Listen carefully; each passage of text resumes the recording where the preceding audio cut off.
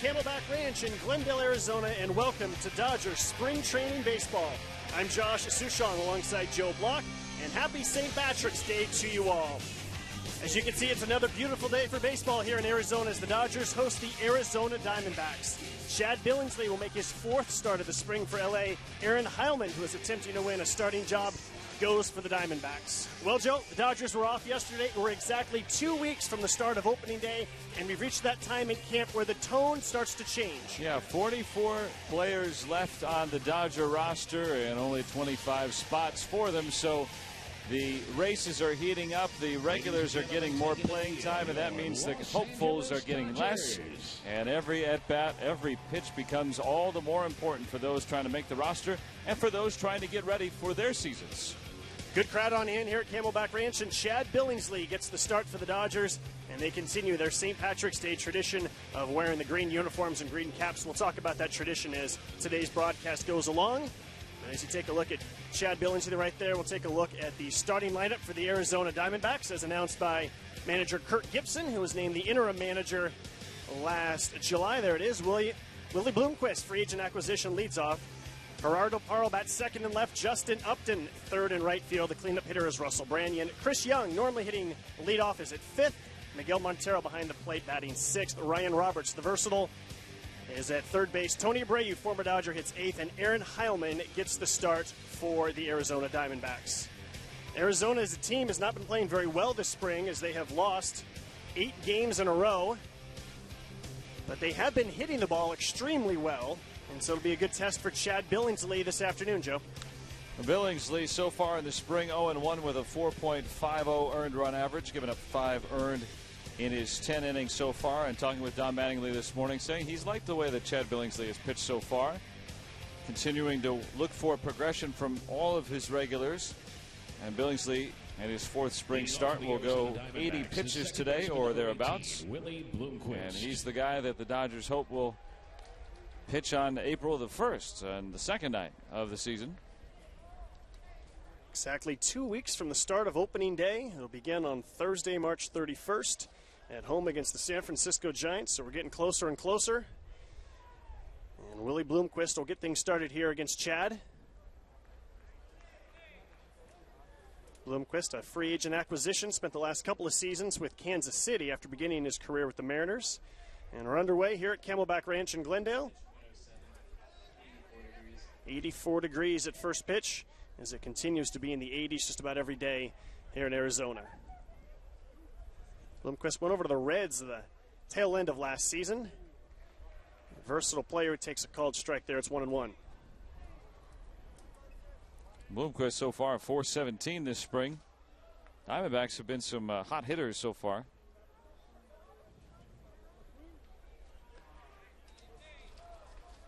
Yeah, to follow up on that point, Joe, as you pointed out to me, in fact, they're leading the Cactus League, all of Major League Baseball, 30 home runs, second in total bases and hits, 5th in runs scored.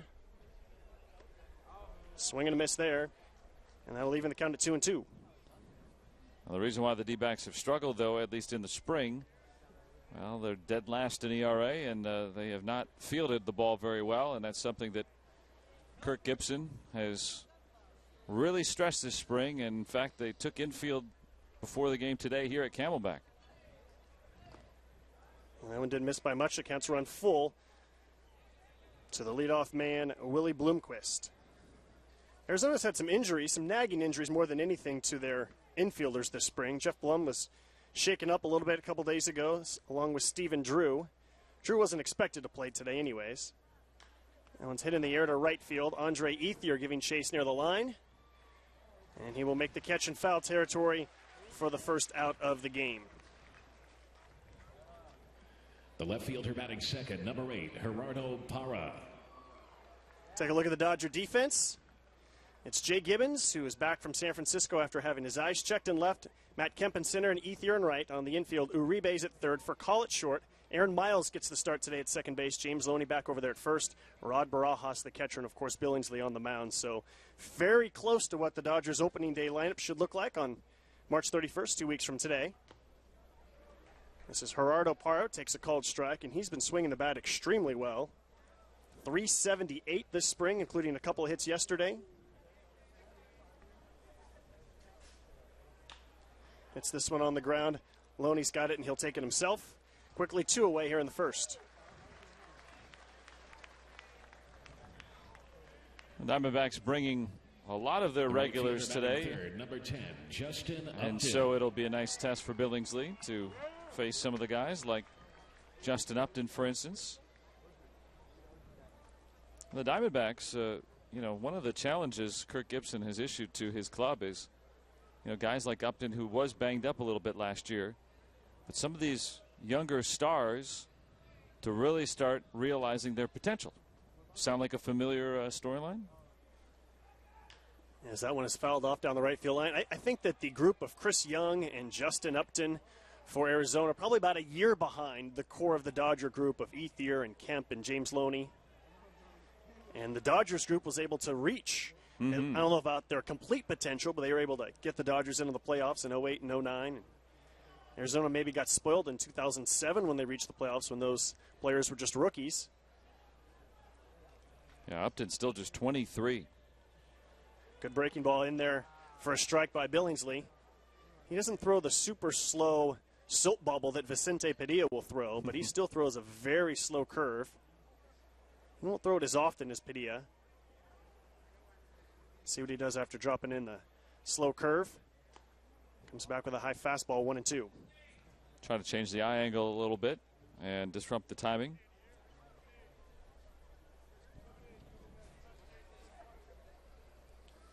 Top of the first inning from Camelback Ranch. Great to have you with us on this Thursday afternoon.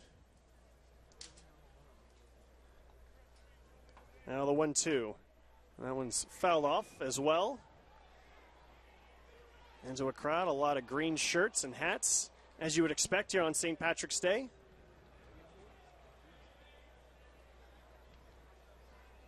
Yeah, the one day a year you won't see the Dodgers in blue. Still have that red number on the front, though. Another 1-2 on the way from Billingsley. Got him with the off-speed breaking ball.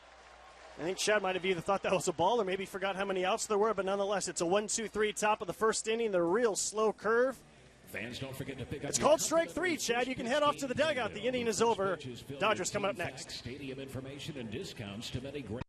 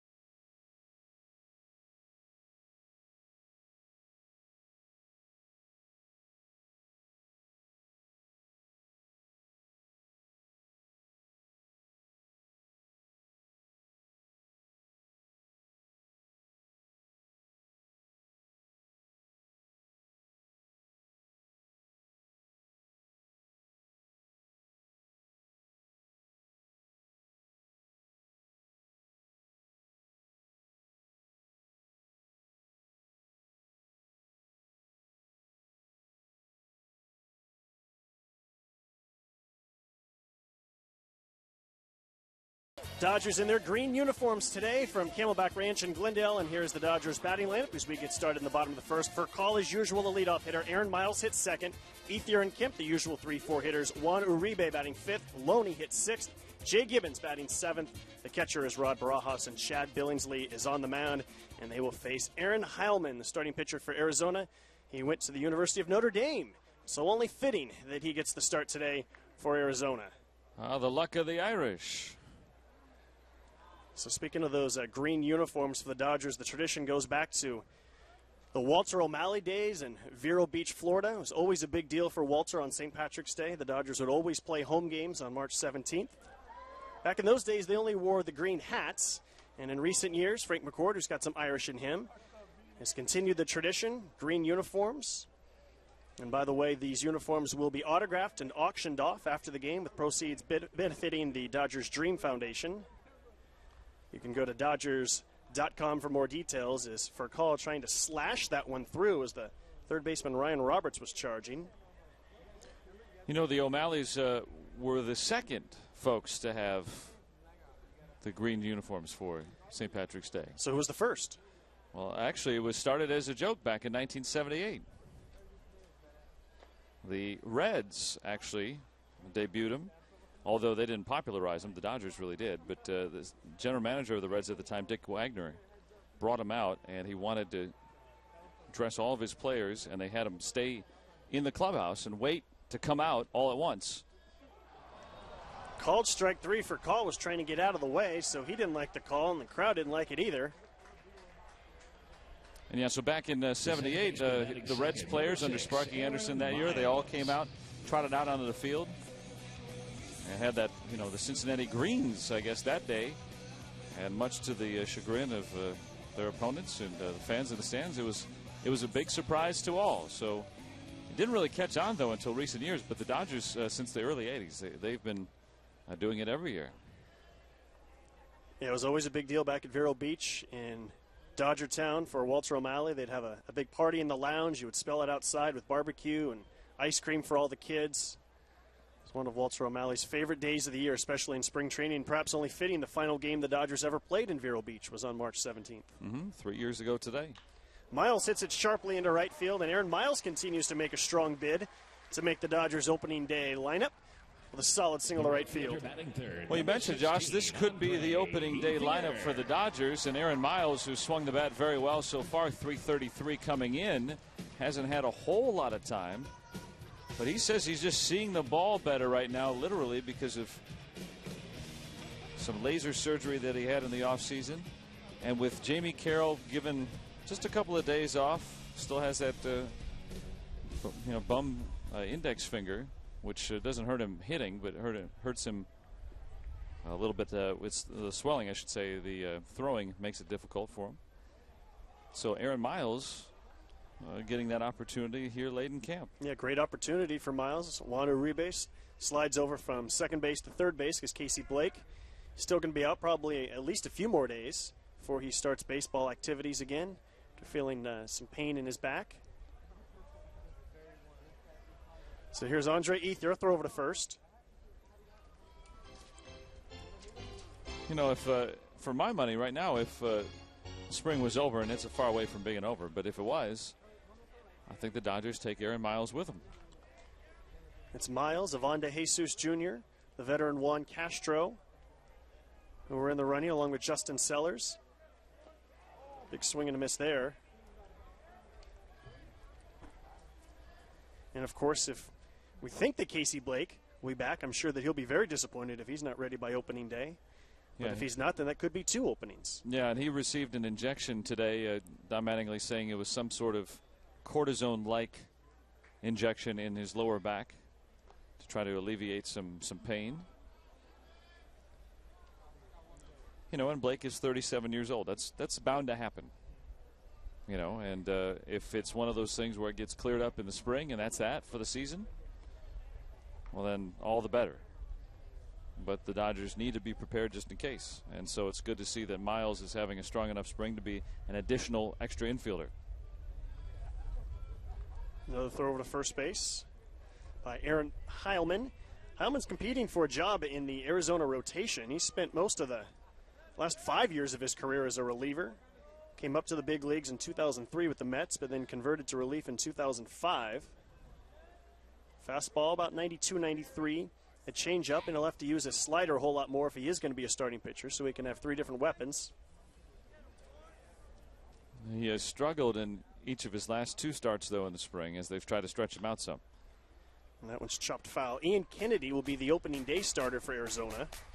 They'll be followed by Daniel Hudson, who pitched so well after coming over last year, and Joe Saunders. Zach Duke was the front runner for a starting rotation job, but he had a broken hand in 2 places. And so it's Armando Galarraga, Barry Enright, and Aaron Heilman. 3 guys for 2 spots in the Arizona rotation. And of course, if Heilman doesn't make the starting rotation, you would figure that he'd be in the bullpen. Off the end of the bat, this one could be 2, but Miles cannot get back in time. It's a double play. Abreu, the former Dodger, over to the first baseman, Russell Branyan, and the Dodgers are retired in the bottom of the first. Take another quick look at that one. Ethier just reaching for it. Quick on by Abreu. We'll go to the second inning. No score here in Arizona.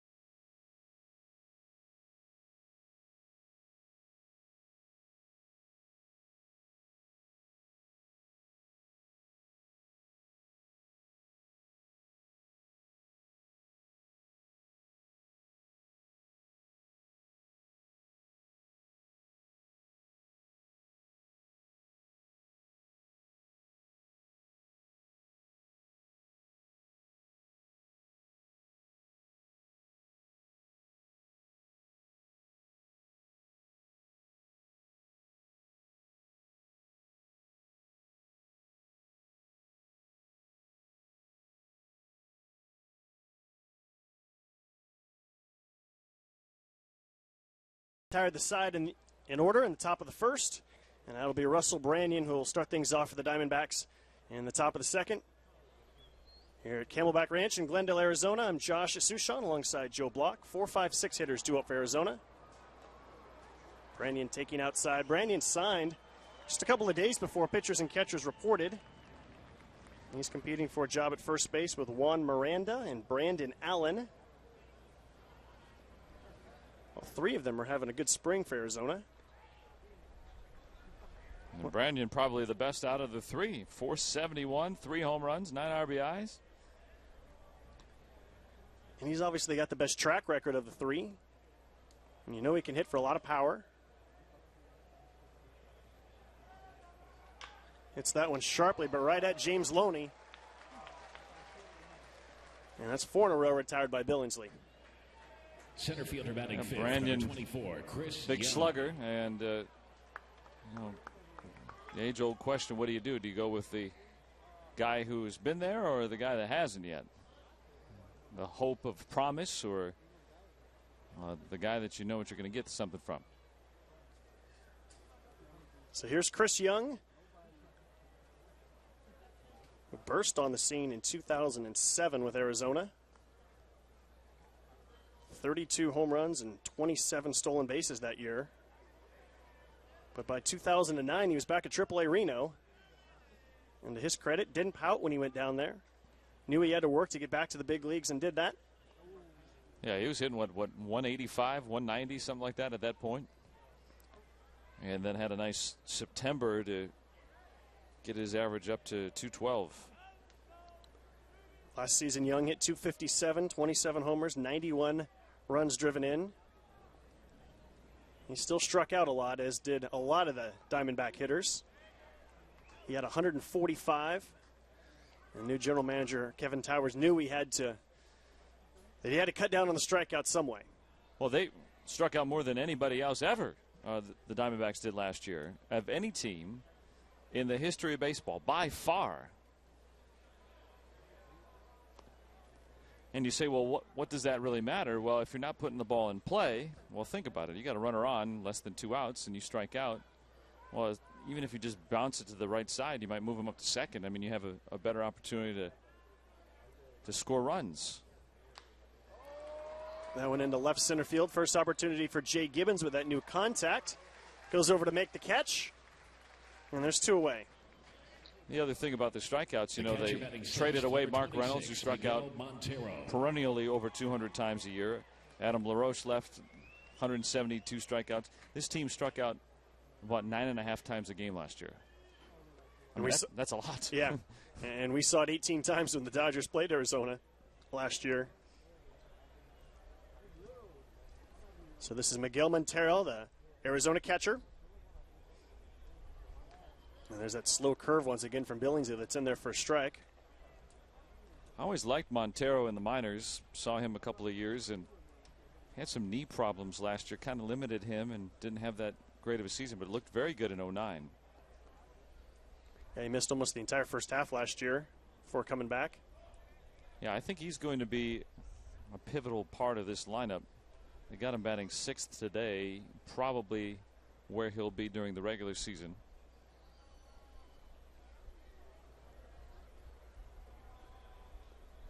Two and one now the count. And you know, it's such a great bonus whenever you've got a guy behind the plate like Montero who can do a nice job calling the game, holding runners on, but also can add to your lineup. You don't have to put him in that 8th spot and just bury your catcher. And most teams, especially in the National League, have to do that. Good cut there. Fouls it straight back. Count is even at 2-2. Yeah, a 294 hitter back in 09.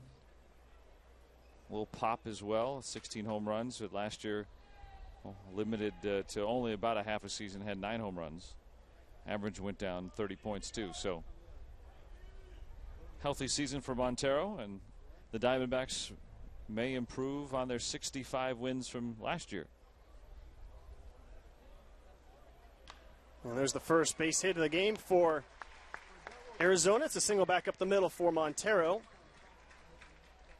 And he's aboard with 2 outs, and that'll bring the third baseman Ryan Roberts to the plate. Third baseman batting 7th, number 14, Ryan Roberts. Well, I guess the luck of those green uniforms wore off after an inning and 2/3. There will be no hitter for Chad today.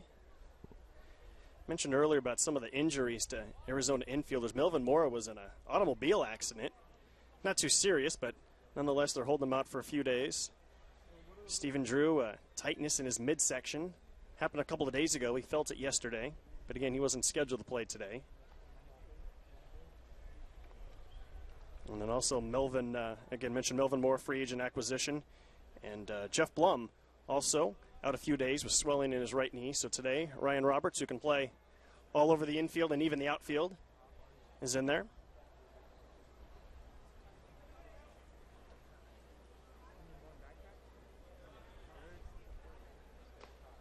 That's inside 2-0. Roberts is hit very well this spring, 500. And that's not 1 for 2 or even 5 for 10, 16 out of 32. And this is a guy very much on the bubble who played primarily in AAA last season. So he's making a case for himself. There's a strike, 2-1. Well, in spring training, you can play your way onto a team and you can play your way off of one. Well, we know that Chad Billingsley's on the team, continuing to get his work in.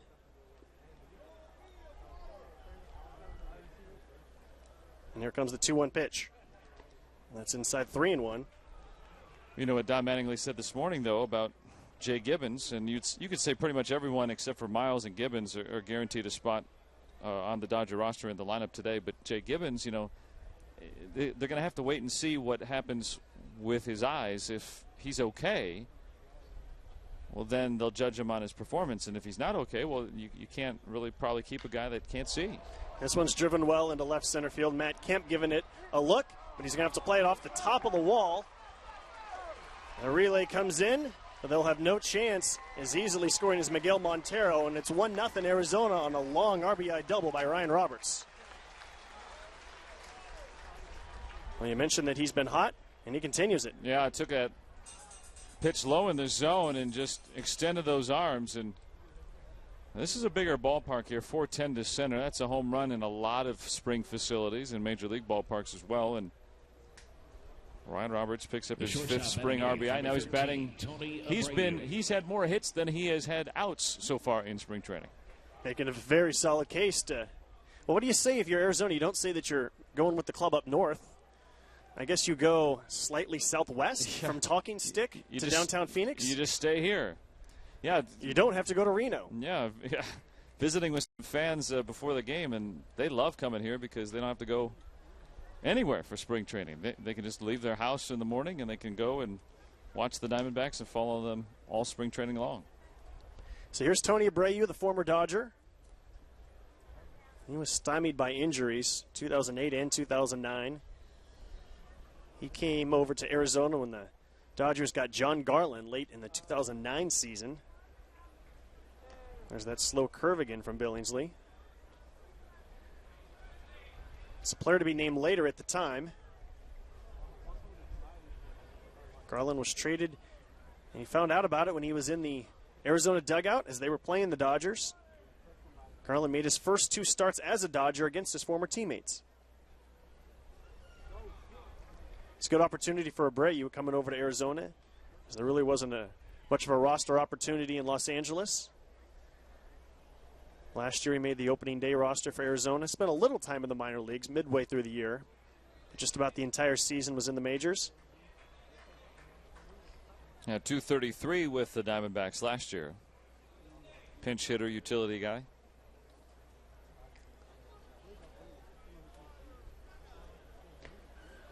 There's a strike, 2-2. Now Roberts getting a very big lead at second. You'll see his secondary lead. He probably doesn't even come into your screen. Look, you can see him right underneath the score box there. He'd score on a base hit rather easily. Swing and a miss there. So Chad Billingsley strikes out his second batter of the game, but a 2-out single by Montero and an RBI double by Ryan Roberts.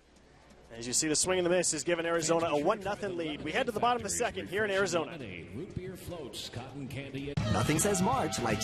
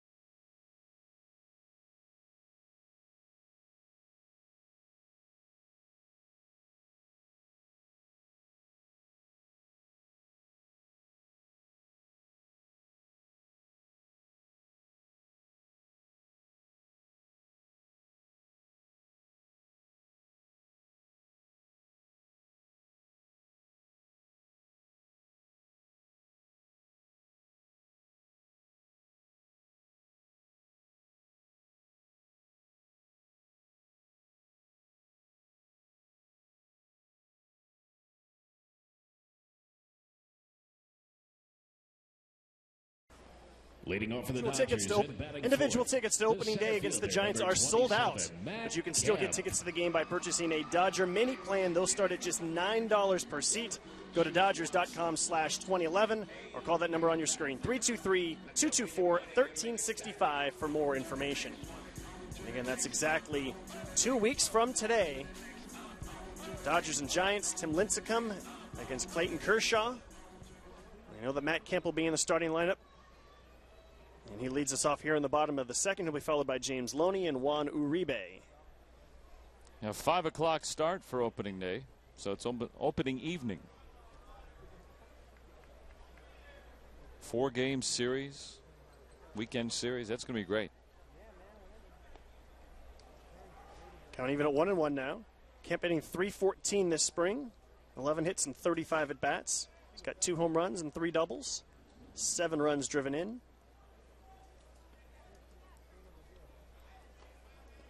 Like you were talking on Dodger Talk yesterday about Kemp and just his demeanor so far in the spring. I mean, it's a different look. He's had a big smile on his face. He's had lots of energy. Goes down swinging there, but I'll show you even like another little thing this afternoon, earlier this morning, the Dodgers were on the backfield as we take another look at first baseman batting Kemp fifth, chasing one down in the zone a little bit. Dodgers are working on their relays with the infielders and the outfielders on the backfields. Trey Hillman was hitting fungos, and the loudest, most enthusiastic person out there was Matt Kemp, especially when they made a great relay throw and they got someone out at home plate. Matt was very excited, and I think that his energy is contagious on this team. A lot of the talk before the camp open on who would emerge as a leader on this team, and Matt Kemp seems to be wanting to step up. Yeah, he's mentioned that he knows it's about that time in his career to do that. Loney hits one solidly into center field. Chris Young giving it a run, and he's going to track it down. Chris Young with great speed. Ball was tailing away from him. Might have been a harder ball than you think, especially in the sun, as him and Gerardo Parro there comparing notes on where the sun is. Yeah, it had a funny spin off of Loney's bat a little bit, dragged the bat through the zone somewhat, and it appeared to be hit straight away and then just kept tailing toward left center. So Aaron Heilman has faced the minimum here with 2 outs in the second. And Juan Uribe, who's starting to heat up. 2-run double and a bases loaded walk 2 days ago. That's why I don't put a lot of stock into that first 2-3 weeks even of spring training, because guys are getting 2 at bats, and you know they're facing pitchers who don't have their best stuff. They're not even pitching the way pitchers pitch. For instance, you've ever seen the World Series of Poker? Yes. And you know how these 21-year-old kids are winning it every year, and all these old poker legends are scratching their heads and saying, how come we can't win all of a sudden? It's because they don't play poker the traditional way. And so when you face a pitcher that's throwing all change-ups at you, you know. Shattered bat there. Roberts over to first base, and Aaron Heilman has a 1-2-3 bottom of the second inning. He has faced the minimum through 2 innings. Dodgers trailing 1-0. We come back with the top of the third. Seated in section 123, you've won. Here we are.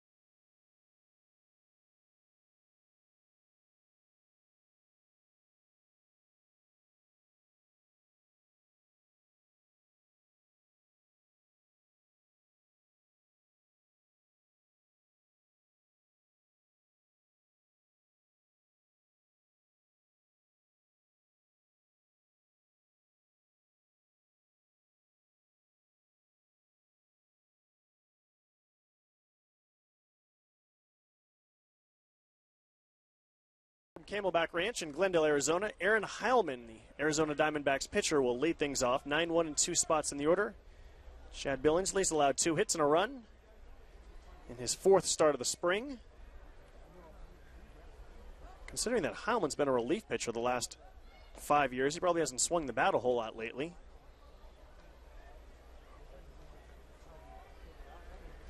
Has appeared in the spring and still looking for his first hit.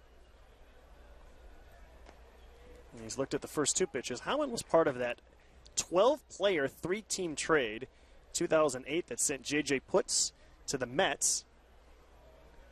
And about 2 months later in the offseason, he was traded to the Cubs. And now he's teammates again with J.J. Putz, who will be the closer this year for Arizona.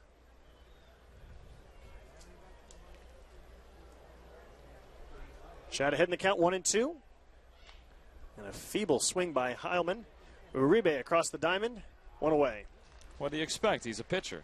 And he hasn't gotten many chances to swing the bat lately. Second baseman, Stick your bat out, Willie hope for the best. Bloomquist. Almost ripped it down the line, and ripped, I used very loosely there, but don't want your pitchers getting hurt in the spring. In fact, Chad Billingsley will bat in the bottom of the 3rd. It'll just be the 2nd day that Dodgers pitchers have hit this spring. This is Willie Bloomquist in the batter's box. He fouled out to the right fielder Ethier back in the 1st. And a good off-speed pitch from Chad. He's got his secondary stuff working pretty well so far today. Dropped in there very nicely. And then right back with that fastball. Chad, of course, had a tough first month of the season. Things kind of bottomed out in that start against the Reds, where Chad thought that he still made some good pitches, and the pitching line indicated otherwise. He had a talk with pitching coach Rick Honeycutt and manager Joe Torre after that. And there was even some question of whether Chad would remain in the rotation. But after that, Chad really settled down and had an outstanding final 5 months of the season.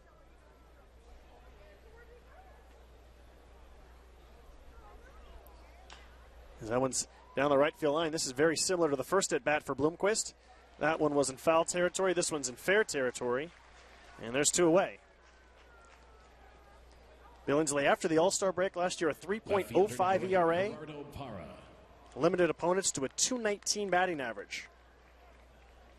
Had a scoreless streak of 24 2/3 innings at one point. He had to start on 3 days rest at one point after Clayton Kershaw was suspended 5 games. They just flip-flopped those 2 in the rotation, and Chad even volunteered to do it. Instead of the Dodgers having to make a move to get someone down in the minor leagues, Chad went to pitching coach Rick Honeycutt and said, hey, I can start on 3 days rest. This is Gerardo Parra. Grounded out to the first baseman Loney in the 1st. It used to be maybe 40 years ago or so, it used to be a 4-man rotation. And so guys would pitch on 3 days rest all the time. And that's why if you look back at some of the older guys' baseball cards, you say, how did Nolan Ryan pitch 360 innings? Sharply hit into center field, but Matt Kemp will make the catch and hold on. Sharply hit, but Kemp comes in to make the catch. And it's a 1-2-3 top of the 3rd inning for Chad Billingsley. Sinking liner, but Matt makes the catch. Choose your own adventure. We go to the bottom of the 3rd. Dodgers trailing 1-0.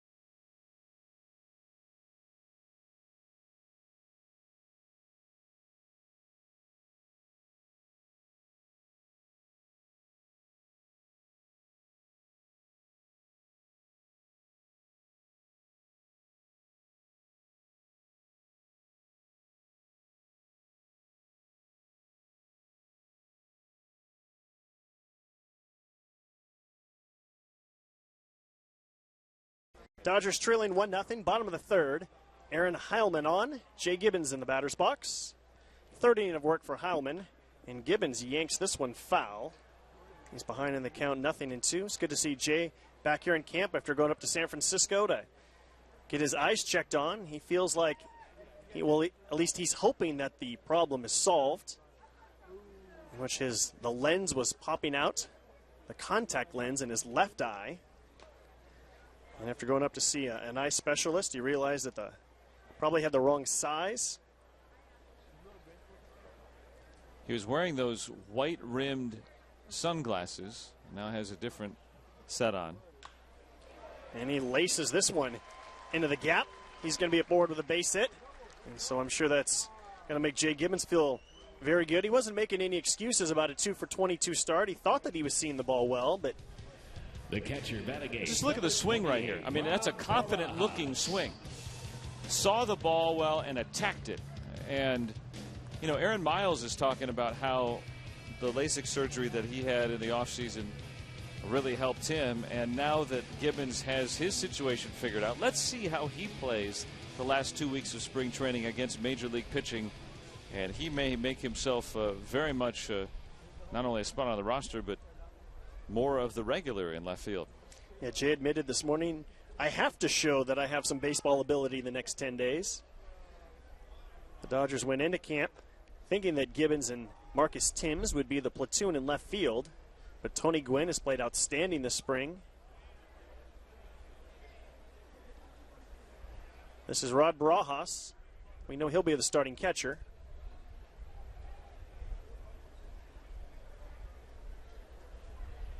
Second hit of the day for the Dodgers.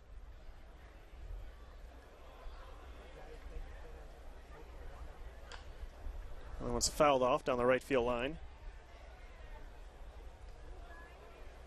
Aaron Miles had that single to right back in the first, quickly erased on a line-out double play by Ethier to the shortstop. Abreu thrown across the diamond for 2.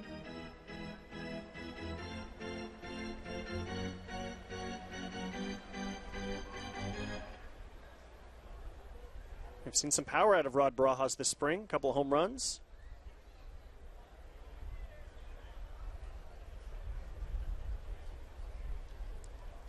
His averages started to tail off just a little bit, but remember, with so few at-bats in the spring, you have, you know, a couple of days where you don't get a hit, and average changes pretty drastically. So I think he's played well enough to warrant being the starting catcher.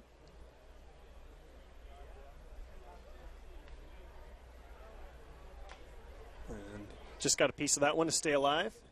Count remains 0-2. You know, when you bring a guy in and bring Barajas back and you say, we'd like for him to be the starting catcher, and then he goes out in spring training and, you know, he's swung the bat well. He's also looked good behind the plate. Pitchers like throwing to him. Okay.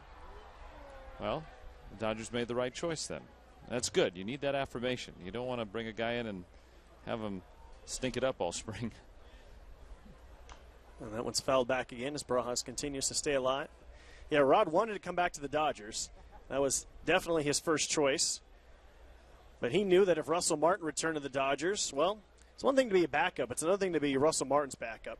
Because when Russell was healthy, he was starting 130 to 140 games a year, maybe even more. Barajas wanted to come back here, but wanted to make sure that he was going to get some quality playing time. And once the Dodgers decided that they were not going to re-sign Martin, quickly sign Barajas, and he hits that one sharply to left, but Parra comes over to make the catch. A couple of hard outs the Dodgers have had here in the early goings. And that's something that doesn't show up in your average. You hit the ball hard right on the line, but, you know, Parra playing him where you're supposed to.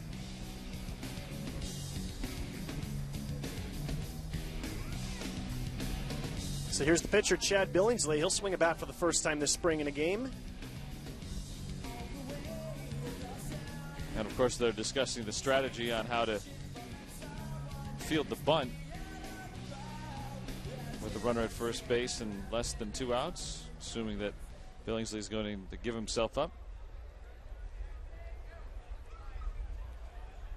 Well, they've definitely been practicing bunting a lot.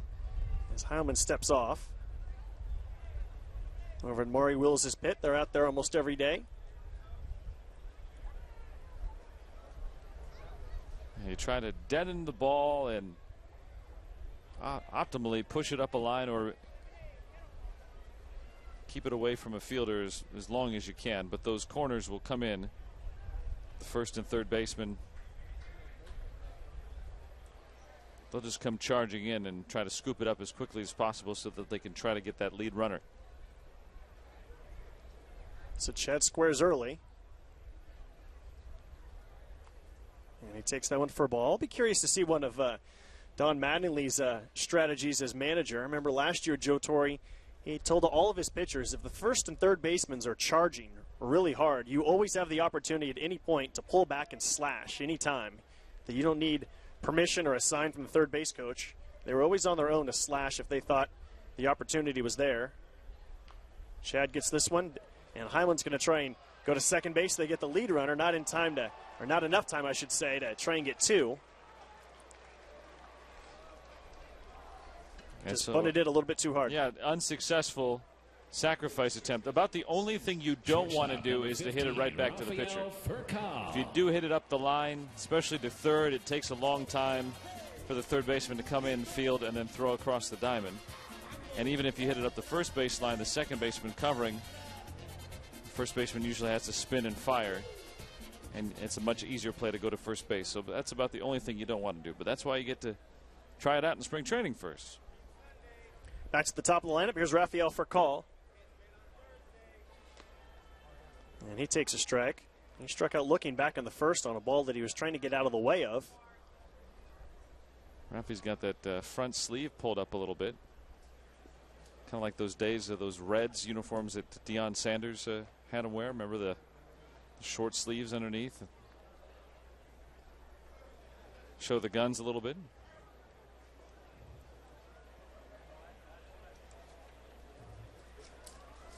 Billingsley at first, and that one misses outside. Furcal, another regular who doesn't historically have very good springs. I remember last year just 222, this year 207. Looking for his first extra base hit.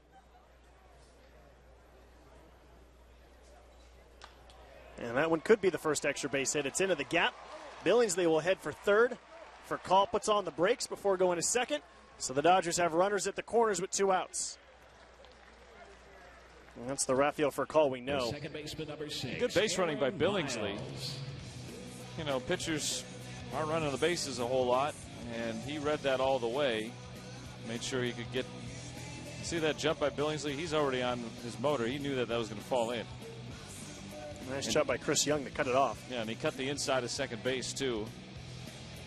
Meaning the part that's closest to home plate, so that he has to travel a little bit less of a distance to get to third base. So we'll see if Aaron Miles can continue this 2-out rally. Yeah, the Dodgers' first hit of the game back in the first inning.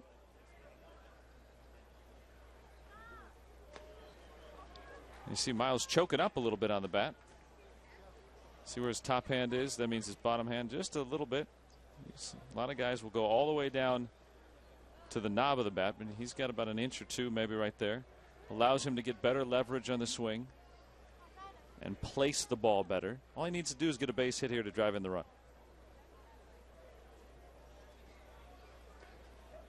That one missed outside. They're definitely starting off this at bat at least by going away to Miles.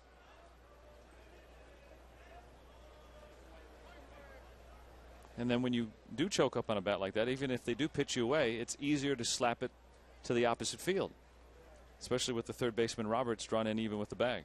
Well, they set up away again. Let's see if that's what Miles does. Taken for a strike, 1-2. That's Billingsley at third. Furcal at first. Gibbons started the inning with a single. Barajas lined out to left.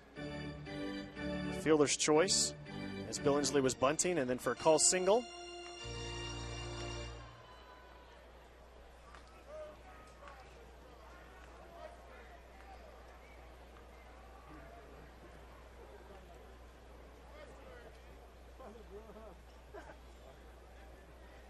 A long pause by Howman before this 1-2, and that one just missed. On deck is Andre Ethier if Miles can keep the inning going.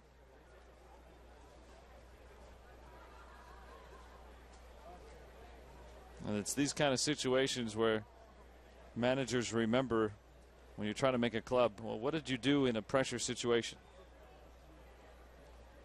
Now they're coming inside for the first time in this at-bat. Runner goes, and it's chopped foul. So we'll do it again at 2-2.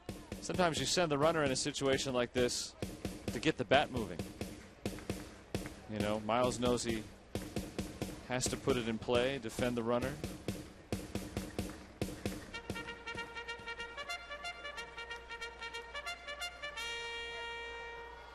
They play him very shallow, especially in left and center. See if Furcal is running again. He is not, as they do the fake to third, look to first, which works probably about once a year. And when it does, that runner at first base wants to get off the field as quickly as possible. Ice cream sundaes, loaded with calcium, great for growing children. Furcal was bluffing. He does not go, and now the count is full 3-2, so he'll definitely be going here. Well, Miles is a number 2 hitter in this lineup where he is today.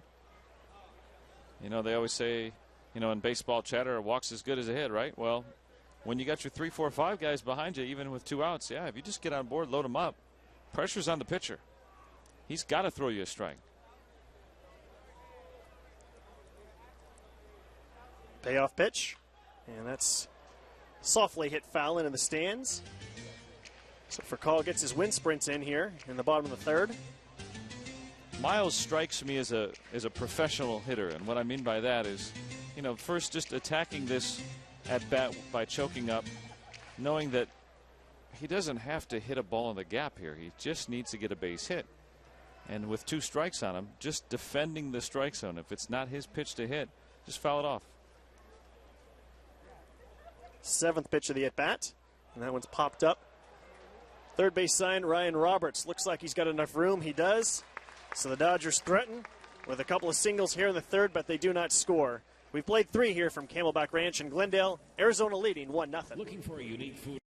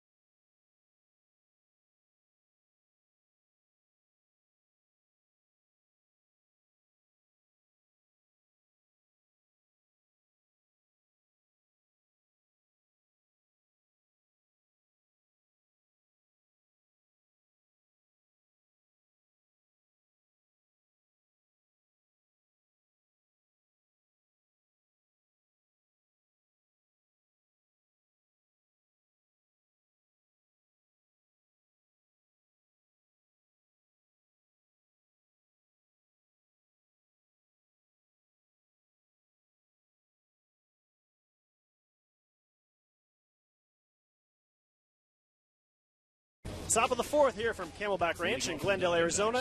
And here to take over the play-by-play is Joe Block. Thank you very much, Josh. As the heart of the order coming up for the Diamondbacks, Upton, Branyan, and Young here in the 4th, facing Chad Billingsley. Chad has given up 2 base runners, back-to-back single and a double in the 2nd inning, and that has yielded the only run of the game.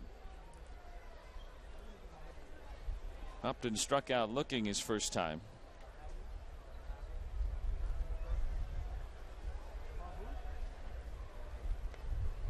There's the first pitch strike. Upton going to be playing in his 5th season. And just 23 years old. Former #1 overall pick back in '05. And this is a guy that has been on the radar for general managers years before that. He was thought of as being all the way, you can go back 9 years ago, and he was the best 14-year-old. No pressure or anything. Yeah. Baseball America says he's the best 14-year-old ball player in the country. 0-2 pitch. Try to hold up his swing. And the appeal said he wasn't trying to go, but in the rule book it says if you're trying to strike the ball, it's a swing. And even if the bat head doesn't cross the front of home plate, that doesn't matter. That's not in the rule book. That should have been a swing. Here's the 1-2. Base hit into right for Upton. Well, the scouts certainly knew where to find Upton because of his older brother BJ. And so they had spent many trips to that family's hometown to take a look at both of the Upton brothers. But in that Hampton Roads area, Virginia Beach, Norfolk, there was a great wealth of talent. The Upton brothers and David Wright and Mark Reynolds and Ryan Zimmerman and all those guys were all playing at the same time for those AAU teams and such at that time. So scouts very much hanging out in that area at that time. Upton is a threat to run. Here is Russell Branyan. It's interesting, Joe, how a certain area will go through a phase where there's so many great players, and I think those young players feed off each other, and you're just constantly trying to get better, and when the people around you who are really good, it's going to make you even better. Well, Upton's hoping for a resurgent year. He's been thrown out 4 times in his 5 attempts this spring.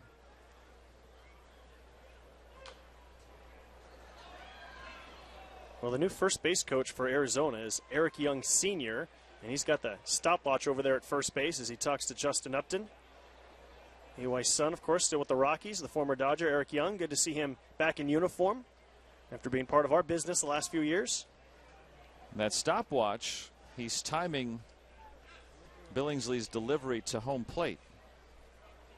And if it, nice pickoff move there by Chad, but if it exceeds a certain number, generally, 1.3 seconds or so, somewhere in that vicinity, then he can tell his runner, okay, you go, because he's slow to the plate. And that's why you see pitchers very seldom, especially with the runner at first solely, they won't lift the leg a whole lot. There's a strike. Kind of a slide step for Billingsley, just trying to get as quick to home plate. And so pitchers, they got that usually a full windup, and then they've got some sort of shortened windup. So they have to learn how to pitch 2 different ways.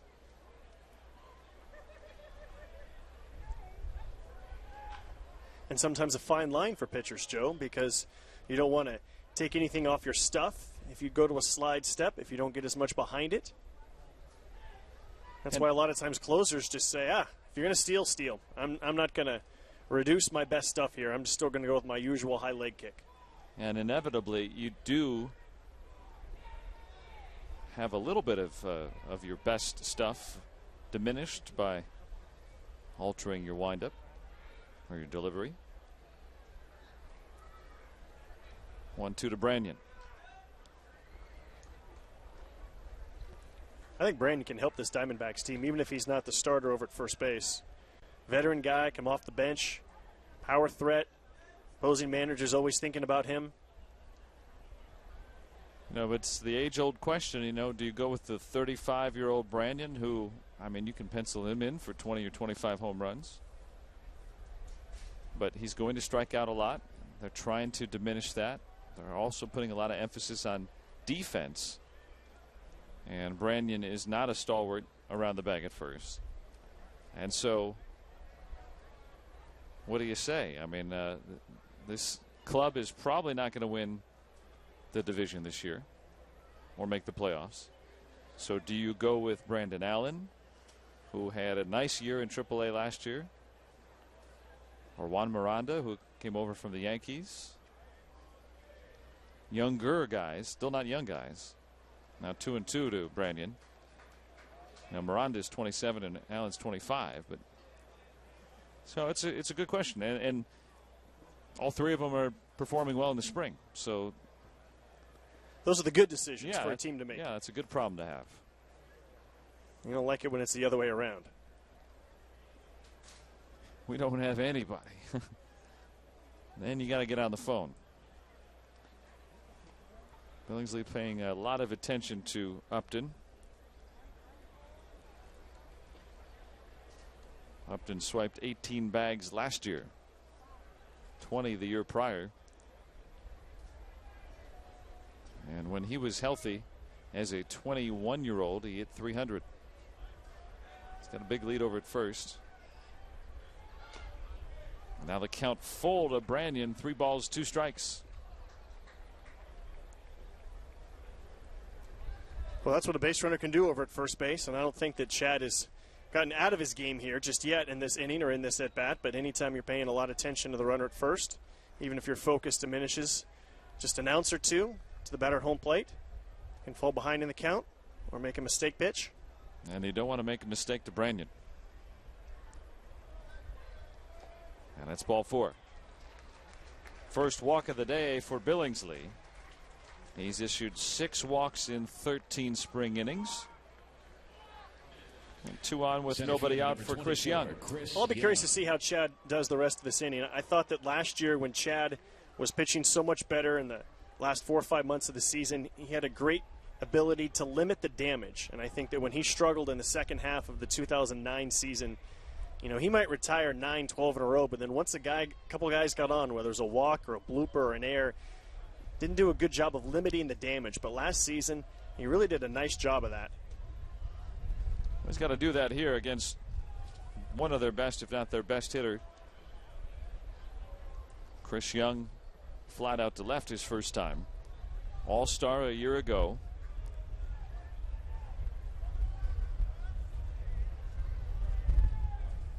Hit 27 home runs.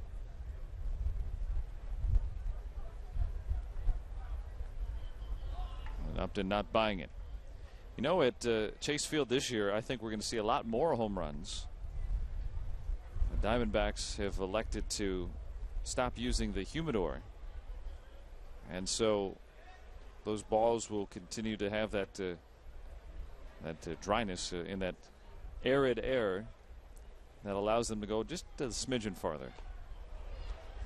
It's one of the things that former manager Joe Torre was asked about in his new position working for the commissioner, is whether or not he was going to personally enforce, as we see the swing and the miss on the high fastball, the humidors in Denver or in Phoenix. And Joe said that he's just going to trust that each team's doing it the right way, and if he hears specific complaints from a team, then he might investigate. You know, there's always, seems like whenever the Giants go into Colorado, it seems like there's always some sort of discussion about whether there's 2 bags of baseballs. Either you do it or you don't. I don't care either way. I mean, I think it's kind of fun. You go to those places and you know, hit a lot of home runs. He pops up young. This one amidst a triumvirate of Dodgers, and Ethier able to retire it for the first out. Mentioned earlier in the game about how the Dodgers were working on relays this morning. They were also working on plays just like that, where there's 3 guys going out for the ball and making sure that everyone yells and communicates that I got it and how to get out of the way so that no one gets hurt. And they did it just the way Trey Hillman wanted them. And it's a little tougher because that green blending in with the grass out there, you don't, I'm kidding, but no, but it's important, those drills early on, because how many times do you just see that ball drop in and then it just leads to a bigger inning? And one of the things they were also working on with the pitchers is where the pitchers can go. And they're working on a couple of plays where the pitcher sneaks in over at first base to try and get a double play if the runner at first base is not paying close enough attention. Here's Miguel Montero. He singled with 2 outs in the second and has scored the game's lone run.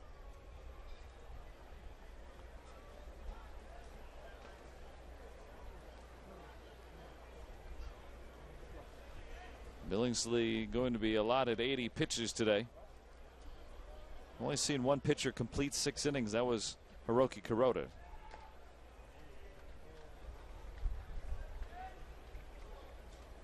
Even just like a little subtle thing right there by Rod Braha. Sometimes Billingsley, when he's struggling in an inning, will go a little bit too fast. As soon as he delivers the ball once, he'll want to get it back and throw it again. And Braha's just kind of said, hold on, it's all right.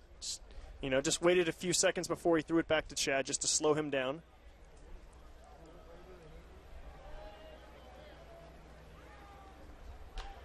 This one hit well to right field. Ethier back on it. It goes all the way to the wall.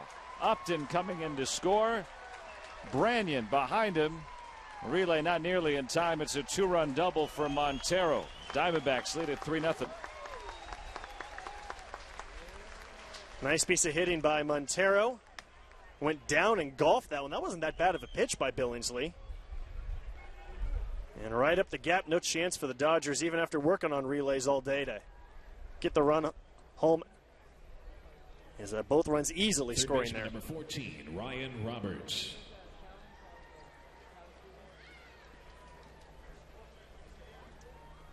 Diamondbacks with a single, a walk, and now that double. And here's Ryan Roberts, who had a double his first time around.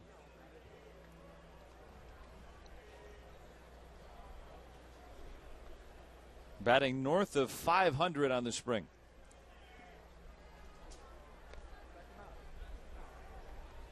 Roberts out of UT Arlington in the state of Texas. Played with the Reno Aces primarily last year. I like that name. Yeah. Reno Aces. Yeah. Playing off the, the cards, playing cards. And also, you can be the ace of the Aces staff. You'd be the ace of aces. That's right. But you're not going to be the ace of aces too long, because then they'll call you up to the Diamondbacks. Right. And you could be an ace on a diamond. We're stretching that here. 0-2 pitch. Fouled off to the left. Yeah, Roberts last year just hit 197 with the Diamondbacks, trying to hook on, 30 years old. It's my favorite part of spring training, just looking at the stories of guys, not everyone has the extreme talent to easily make their way to the big leagues and stick around for 15 years. I mean, a lot of guys, they've got to really battle, and something has to go right for them. And maybe that's this spring training for Ryan Roberts.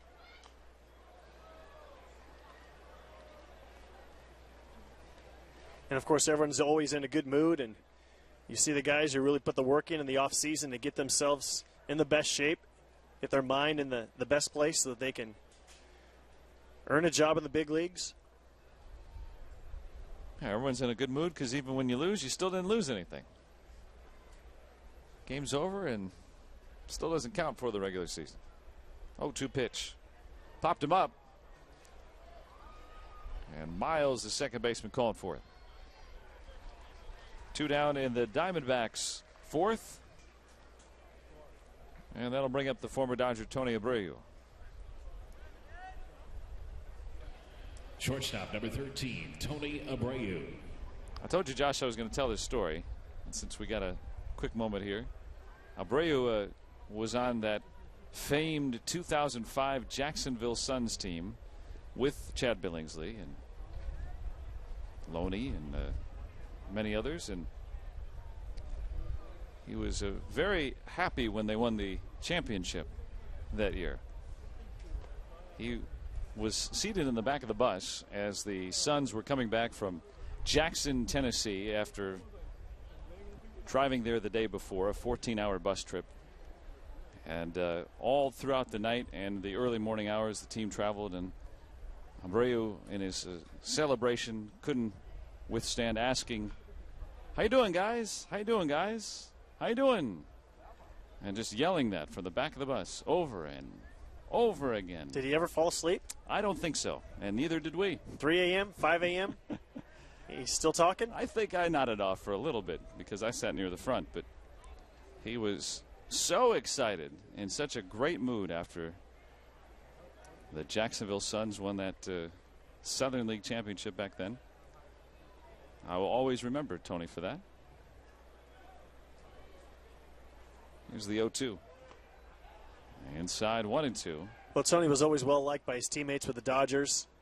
And again, I know that they were disappointed to see him go, but also excited for him to have the opportunity for some more playing time in Arizona. He's still got to earn his spot, though, but they like him. Switch hitter, hitting at .316 this spring. And a wave and a miss, but Barajas can't find it. And Abreu's going to reach. And he's out. Montero at third, advancing on the strikeout, and then the snap throw by Barajas gunned him down. Ball in the dirt. Barajas can't figure it out. Chad Billingsley says it's over there. Alert play here by Barajas. And a nice tag by Uribe very quickly after making the catch. And Billingsley gets out of the inning. Heads up play. Diamondbacks score twice. 3-0 Arizona. I got this.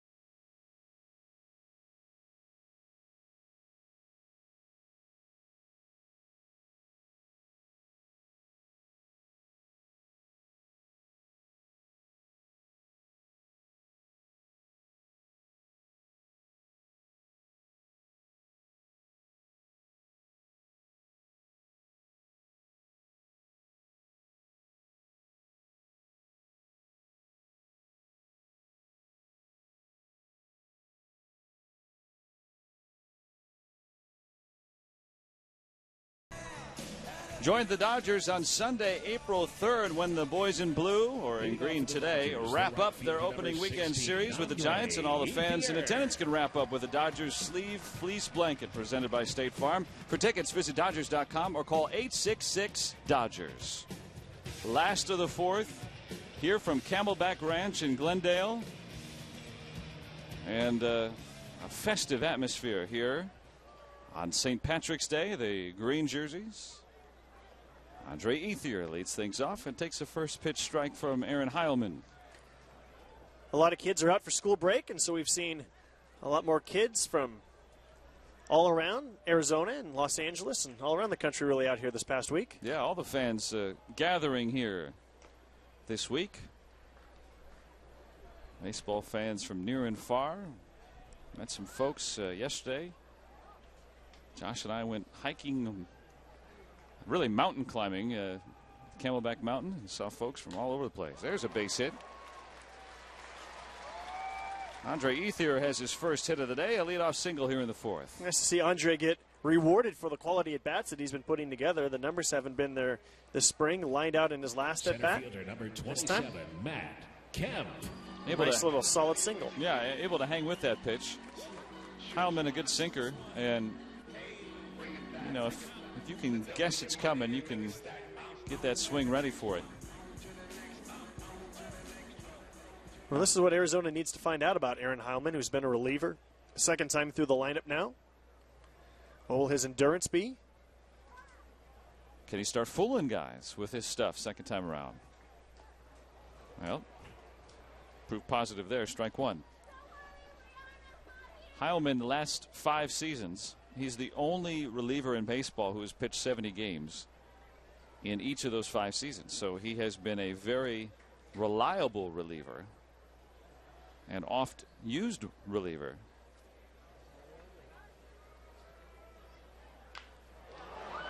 Lofted into left. Parra back on it, looking up, and there it goes. 2-run home run, Matt Kemp. Dodgers trail 3-2. Well, that's what the Dodgers are hoping to get a lot from Andre Ethier and Matt Kemp, the 3-4 hitters. Andre admitted this spring, look, me and Matt need to have big seasons. Matt Kemp's having a good spring. Not much doubt about this one. No. The first baseman, number 7. I love the follow through from Matt, especially when he knows he got it. How about that? Yeah, the vendor got it. He's excited. I wonder if that ball's for sale or whether he's taking that one home. Yeah, put that in your pocket. Slapped on the ground to short. 2-hopper for Abreu. And able to retire Loney for the first out. That's Matt Kemp's 3rd home run of the spring, and now leading the club. And that 3-4 spot, Ethier and Kemp, now that they're starting to play more regularly, we're starting to see them look more and more like the regular season dynamic duo that we're expecting. And I've always thought those two have really fed off each other. Not in a bad way, but they're trying to, okay, you hit a home run, I'll hit a home run. You had 3 hits, I'll have 3 RBIs. Those guys obviously pulling for each other, but competition brings out the best, and even as teammates, you can compete in a good way. And it seems like the hotter one of them gets, it triggers the other one to get hot as well. Now this Dodger lineup will need those guys to perform, and so far they have. And Uribe is starting to get hot too in the spring as he laces that single to right. Yeah, Uribe had a rough start to the spring, playing irregularly, and now that he's playing every day, he's getting 1 or 2 hits every time out there. Nice job of hitting to go the right other way. And here's a look up. The vendor gives it to a kid. A Yankees hat or Yankees shirt? Well, I like giving it to a kid, but there's got to be a kid in a Dodger uniform out there, right? You give the guy credit for giving it to a kid, and then you give it to a Yankee fan. Well, they can't always get it right. Got half of it right. Yeah. Strike one to Jay Gibbons. Really liked his at-bat first time around. Just kind of wound up and smashed a single to right.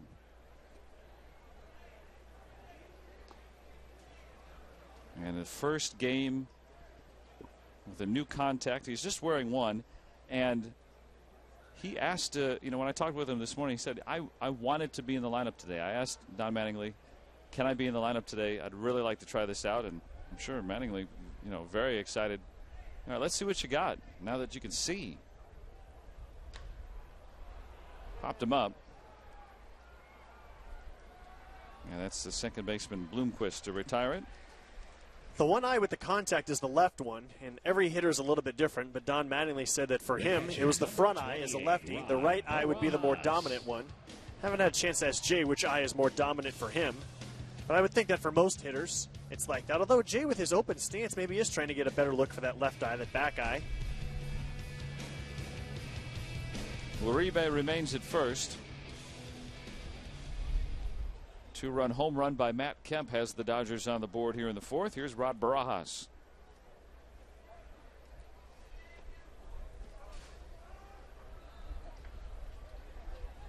Well, you said it, Josh. Second time around in the order. Heilman has not been as sharp, and that has been a trend now in his 3rd consecutive start where he's been extended and had some trouble second time through. Skied to right, and there's Upton. And the inning is through, but not before the Dodgers score twice on a 2-run home run by Matt Kemp. Through 4 from Camelback Ranch, it's 3-2 Arizona.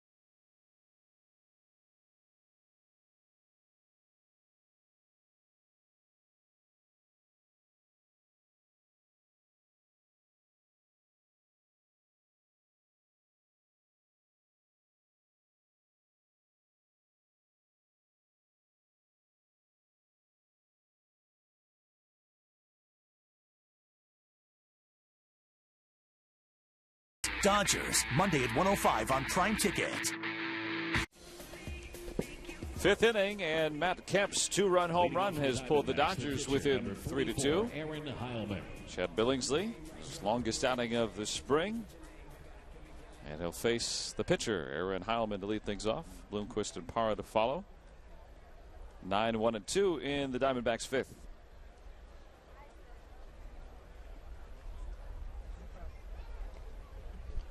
Let's see how Chad does here in the fifth inning after giving up 2 in that last inning. See if he can bounce back. Now, we've seen the Dodgers starters struggle that third time around in the order, which is to be expected. First time they've done that, stretching them out, maybe fatigue a little bit, and you got to battle through it. You know, marathon runners don't run 26 miles the first time they go out. Unless you're that one crazy guy I read about who did 365 consecutive marathons. Does he have any ligaments left in his body, or I have no idea how he did it. cartilage? Read about this about a month and a half ago. He ran a marathon every day for 365 straight days. That's 365 more than I've run. Rolled to first. Easy play for Loney. So he would throw a 250-pitch complete game on the first game of spring. Everyone else is just going to gradually get ready for the season. Well, I guess if you run one every day, then you're just Number 18. it's old news. You're just used to it. In some ways, that's what the Dodgers are doing with Hung-Chi Kuo, except instead of having him run a marathon every day, they're just having him throw every day in order to make sure that his left arm doesn't get rusty, so that he just continues to keep it loose and warm. But he's not throwing a bullpen or even batting practice. He's just lightly throwing. So that would be like a, you know, maybe he ran a 5K All right. Yeah, that makes sense. the other 6 days of the week. Well, Bloomquist takes ball one. You could see that shadow that just passed by a big, what was that, a bomber? What was that? Big old rumbling plane. We couldn't see it, but we could hear it. Air Force Base is just nearby. Mm-hmm. You never know what those guys are practicing up in the air. There we go. It's a good shot right there. 3 of them. Sky to right. Ethier's got all day, and he'll make the second out. And a pretty quick inning so far for Billingsley. I'll bring up Gerardo Parra. Number 8, Gerardo Parra. Gerardo is out of Santa Barbara. Beautiful area. Well, it's in the state of Zulia in Venezuela. Both of them are beautiful. Yeah, right. Yeah. I didn't tell you the whole story. You just say Santa Barbara, and I'm going to perk up. Right.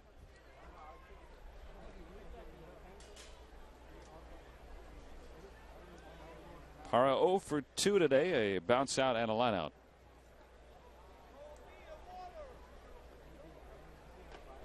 There's a strike. Brian Runge, the home plate umpire today. 2 strikes now, and Billingsley looking strong. His third time around in the order. He sent down 4 in a row after that 2-run double by Montero.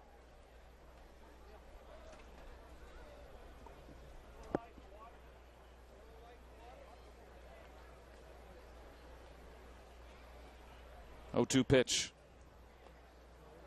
Just a little low and in.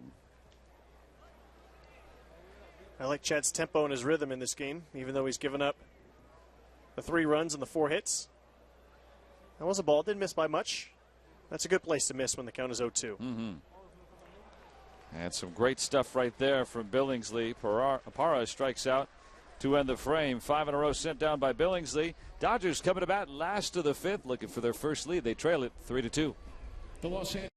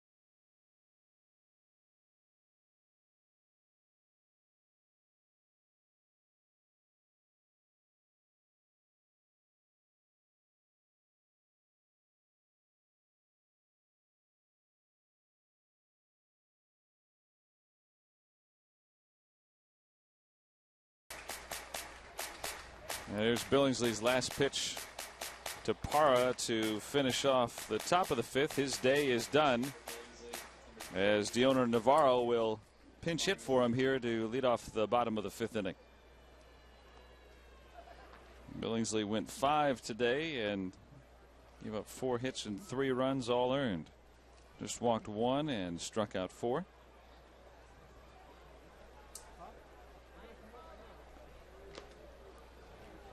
And now 2-0 to the pinch hitter Navarro. 238 this spring. And the likely favorite for the Dodgers backup catcher role. I don't think anyone else has really come way over the top to usurp that role from Navarro, although Hector Jimenez has had a nice spring. I'd still think that he's 4th on the depth chart behind A.J. Ellis.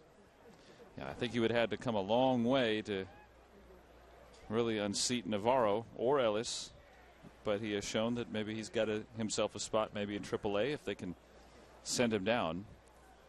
He's out of options, though, and I don't know if he'll come back to the Dodgers or not.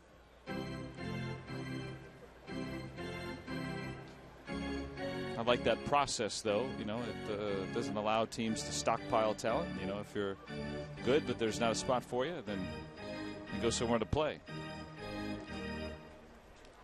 Count full to Navarro. 3-2. High fastball away. And the pinch hitter strikes out to start the fifth. Nice pitch there by Hellman, and Navarro's disappointed himself for chasing it. He's ahead 3-0. And Hellman comes all the way back to strike him out.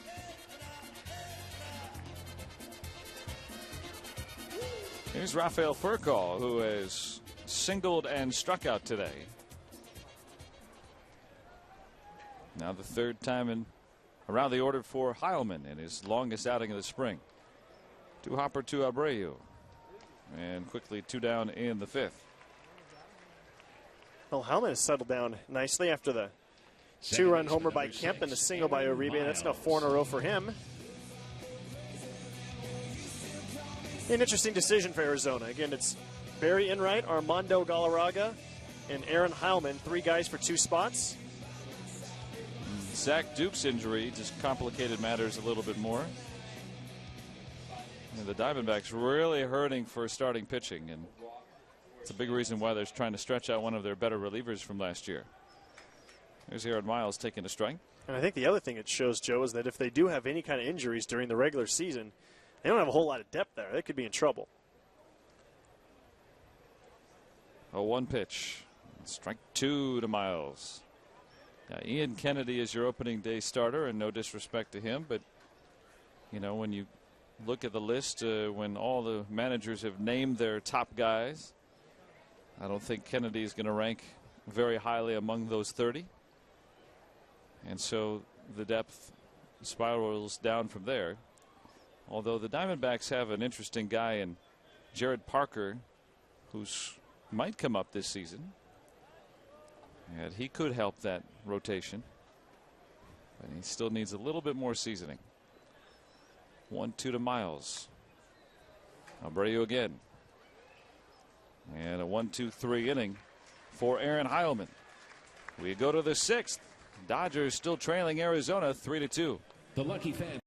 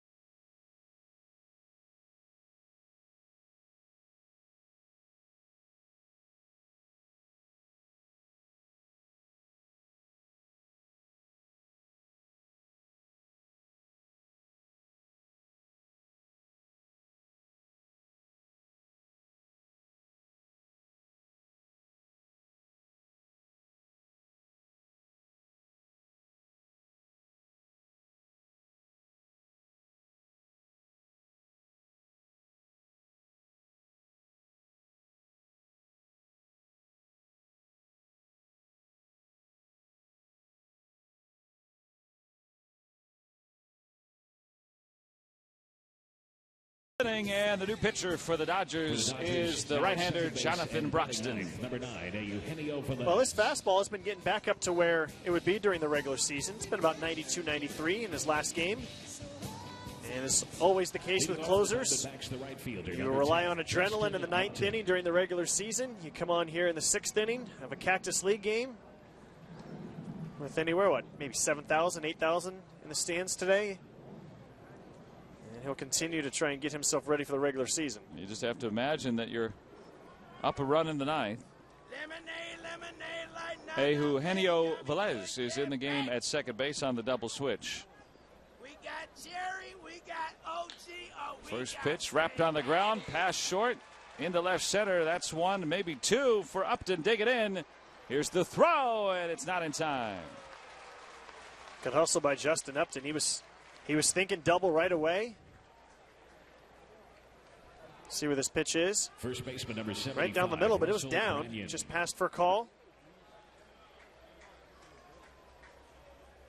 Kemp with a strong throw, but just a little bit tardy.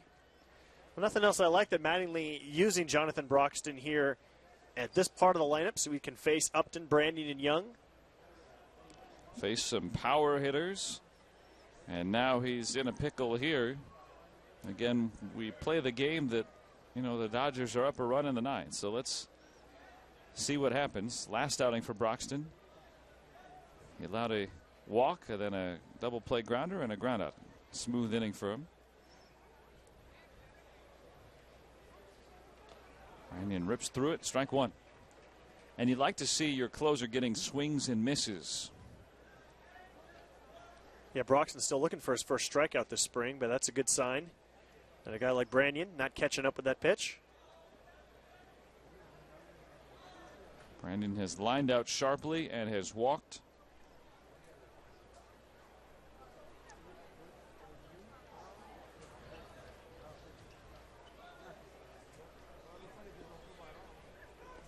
Comes inside on Branyan. And now strike two.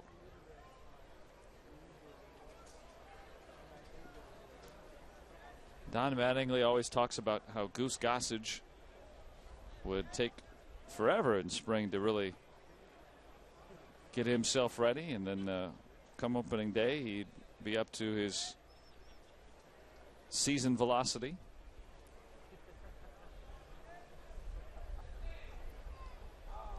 Two-strike pitch. Instead, a look.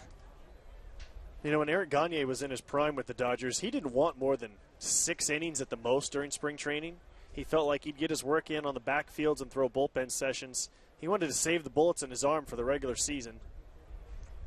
I think in the case of Broxton this year, they want him to get more than 6 innings. Probably want him to get double-digit innings. Build up that arm strength. Now the 0-2 wasted away. Broxton 3 1/3 innings. I don't know if he's going to pitch 6 more times after today with 13 days left in spring training.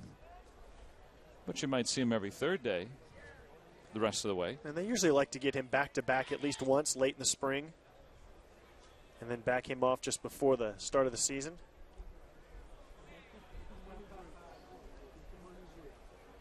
Pickoff play at second. It hits Upton, and he's not going anywhere. Well, if you're in the batter's box and you get hit by a Broxton fastball, you're going to go down. And if you're at second base, you're also going to go down and stay down for a while. And we hope that Justin Upton is all right. Glenn Sherlock, the acting third base coach, out, and I thought he got hit in the leg, which can really smart.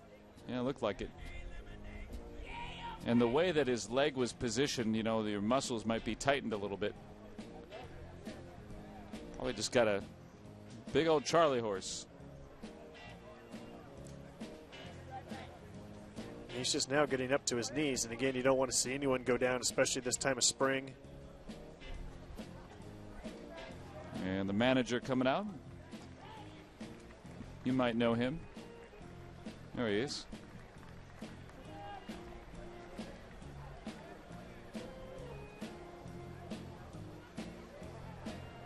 It'll be interesting to see Kirk Gibson in his first year now. First full season. Took over last season on July 1st. His first game as a manager was against the Dodgers. Arizona won that one. Dodgers won the next two here in Phoenix.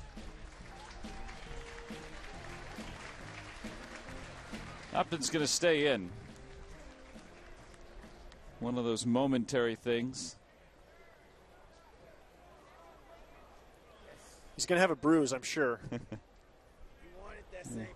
Well, what ball player doesn't after playing this game for a little while? Nobody out is still 1-2 to Branyan.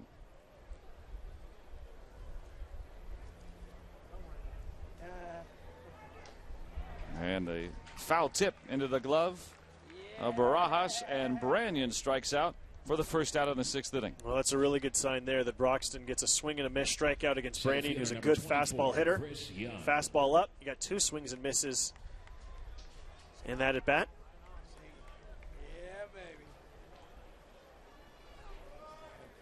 And so with 1 away and Upton there at second, here's Chris Young. Young today is flied out twice. And a guy who has twice in his career been on the cusp of 30-30, 30 home runs, 30 steals. Lemonade, lemonade, like Nana made, yummy good, yeah, baby. You know you want some. And so if our litmus test for Broxton is, you know, pretending that the Dodgers are up a run in the 9th, well, this is a tenuous situation then, because he allowed that leadoff double to Upton. But he got a strikeout of Branyan. And now the breaking pitch over for a strike, 1-1. I like that. I like that he's going to his breaking stuff, especially in that situation, 1-0. Sometimes I think that Jonathan doesn't use the breaking stuff enough. Closers rarely want to get beaten on their second or third best pitch, so you can understand why. But a lot of times when he does throw it, it's try and get a batter to chase with 2 strikes. But I like that he felt the confidence to throw it there 1-0. And even better that it was a strike.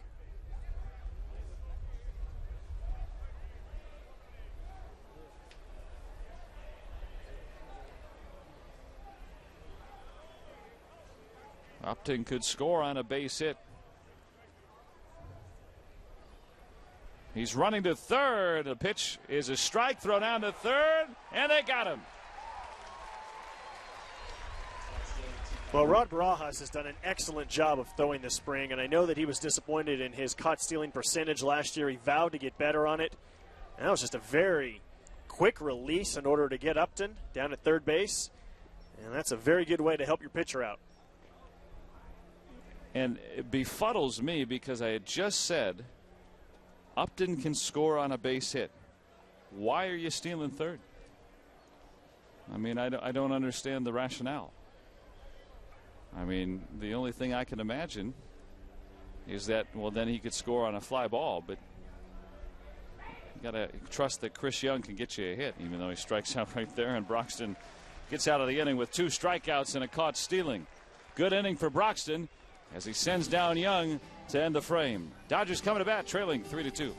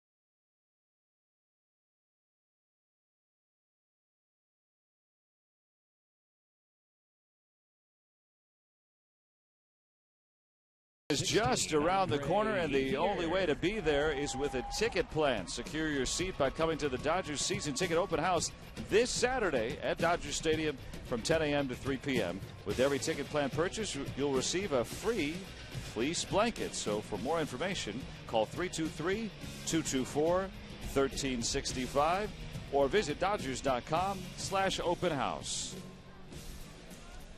Sixth inning and a new pitcher for the Diamondbacks. The recent acquisition from the Orioles. It's David Hernandez to come on. Well, the new general manager for the Diamondbacks is Kevin Towers, and the one thing that he's most known for with the Padres is making good trades and acquiring power arms in the bullpen. And he gave up the home run hitting and strikeout prone Mark Reynolds in order to get David Hernandez. And he faces Andre Ethier, who's ahead 2-0 here. Hernandez can dial it up to 96, 97 miles an hour. He could be a setup man for J.J. Putz. The role still to be determined in the Arizona bullpen, but that was, along with the strikeouts offensively, the bullpen was such a mess last year for Arizona. Towers knew that's what he had to fix first. Now, there's just a lot of things. And that's one way to do it, is get some arms in there. Heilman went 5 innings and gave up 6 hits, 2 runs, no walks, and 3 strikeouts. Those 2 runs came on a Matt Kemp home run. He's on deck.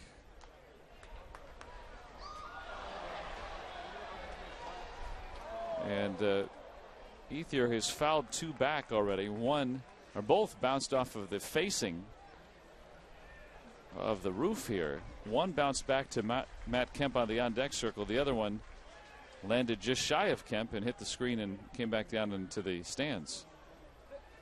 Pretty good precision for for Ethier. Now the count full on him.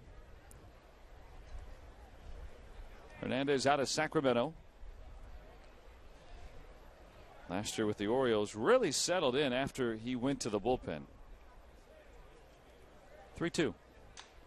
Busted his bat, sounded like. Young's got to come a long way, and he'll make the catch. Came inside on Andre. Got the crowd excited for a moment until they realized that ball didn't have a whole lot of carry on it. Not to mention Chris Young's a pretty good center fielder. And so with one away, here's Matt Kemp, who homered his last time. Got a 2-run shot to left center. He's also struck out today. 1 out of 2 for Matt. Dodgers down a run here in the 6th.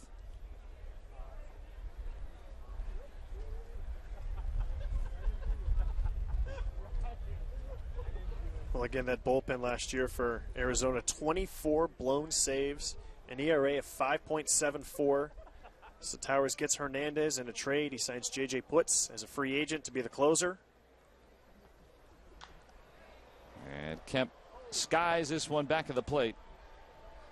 Montero trying to shade his eyes from the sun. And Kemp is retired on a pop to the catcher. 2 gone in the Dodgers 6th. First baseman number 7, James Loney.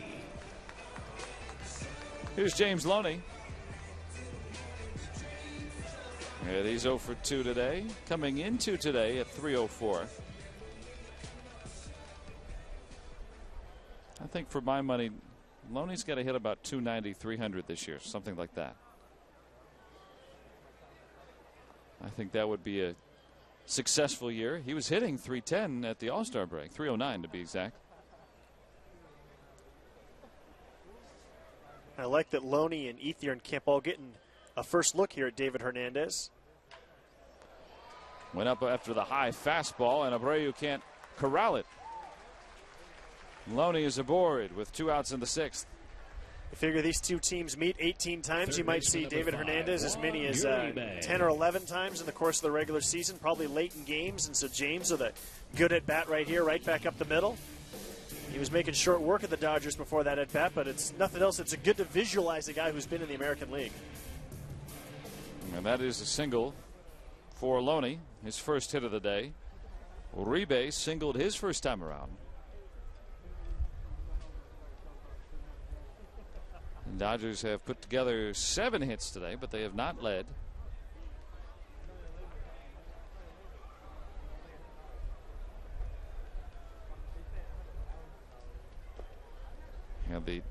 And not that it matters, but the Diamondbacks coming in, they lost 8 in a row, and prior to the Dodgers' last game on Tuesday, the Dodgers had lost 8 in a row and then had won, and then you have the off day. So now they're going to try to make it a winning streak, I guess, right? Something about that number 8. I remember in 2008, the Dodgers had lost 8 in a row on a road trip, and the 8th in a row was on a Friday here in Phoenix, and it was pretty much do or die time. They had to win the next 2, and they had to beat Dan Herron and Brandon Webb in order to do it. And the Dodgers turned around and not only beat Herron and Webb, but then they won 8 in a row after losing 8 in a row. And that changed that entire 2009 September. I guess 8 is enough. Excuse me, that was 2008. Of course it was 2008. Of course.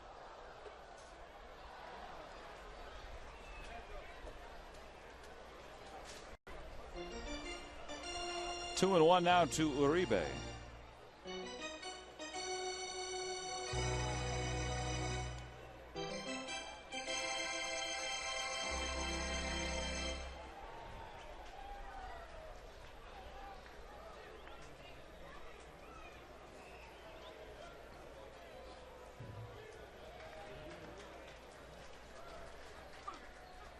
Got another healthy cut. It's 2 and 2.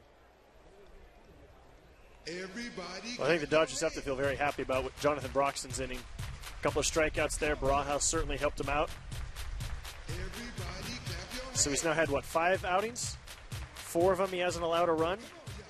Yeah, he had 1 really bad one, and then he's had 4 really sharp ones. I think progressively sharper would probably be more accurate. 2-2, line foul. He's poked his bat out. I think Dodger fans are going to like Uribe in the lineup. Since he's come into baseball, there are 3 men who have hit more home runs, middle infielders in baseball. Chase Utley, Dan Uggla, and Miguel Tejada. So he's in some pretty good company. Popped it up. See if Brannon's got any room. And Uribe's a winner, too. He's won a couple of World Series, one with the White Sox, of course, last year with the Giants. And you steal him away from the Giants, so you get a little better, they get a little worse. Take that. Dodgers almost got Aubrey Huff. They were pursuing him in the offseason. Ended up with Uribe instead.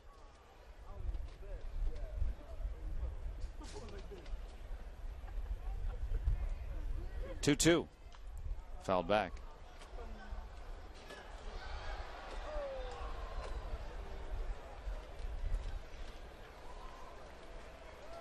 Dodgers trailing it 3-2. Arizona got second inning run off Chad Billingsley. And then Billingsley allowing a 1-out, 2-run double to Montero in the 4th. He went 5 today. And now the count full 3-2. Loney with a good throw might have gotten picked off at first. A very nice crowd here assembled. 9,687 here at Camelback Ranch today. It's the time of spring when you start to see the much bigger crowds. Last couple weekends, spring break. Runner goes on the 3-2, and the off speed fools Uribe as he strikes out to end the frame. A 2-out single by Loney, left stranded. 7th inning coming up. Still the Dodgers trailing 3-2. Mexican Grill in Westgate is your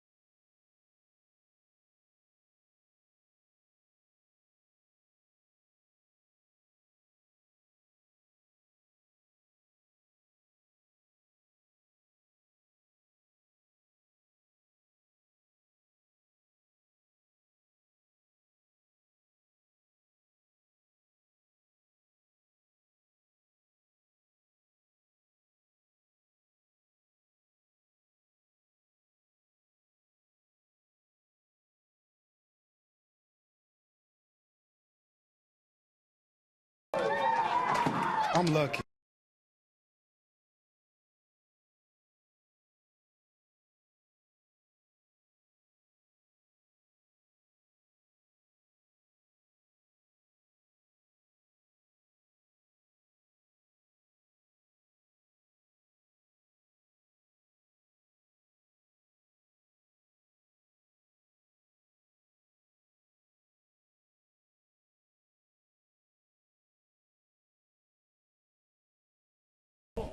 And to take you through the rest of the way, here's Josh. New pitcher for the Dodgers is Matt Guerrier, signed a 3-year contract. Leading off for the Diamondbacks. Joined the Dodgers in the offseason. He makes his 5th spring training appearance. Record of, well, it doesn't matter what the record is, but it's 0-1. ERA is 2.25. 4 innings, 6 hits, 2 runs, 1 of them earned. And he will face the 6, 7, and 8 hitters in the Arizona lineup. The catcher, Miguel Montero, will start things off. Montero's been in the middle of both of the Diamondback rallies. He singled and scored in the 2nd inning, and he doubled home 2 runs in the 4th. Dodgers' only runs coming on a 2-run homer by Matt Kemp in the 4th.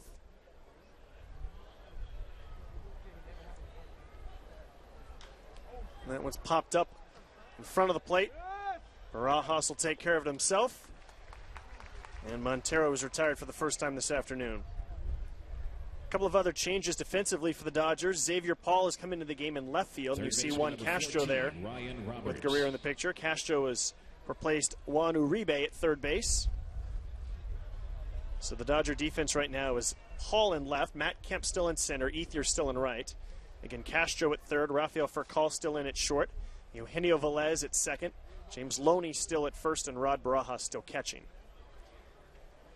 This is Ryan Roberts. He doubled in the 2nd, popped up to the 2nd baseman in the 4th. Guerrier is the 3rd pitcher of the day for the Dodgers. Chad Billingsley allowed 3 runs in 5 innings. A scoreless 6th for Broxton. And now here we are in the 7th. That one's chopped foul.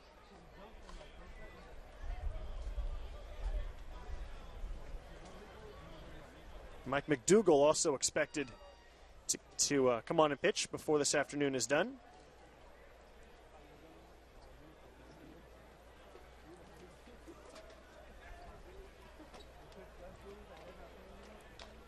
And another one chopped foul into the crowd.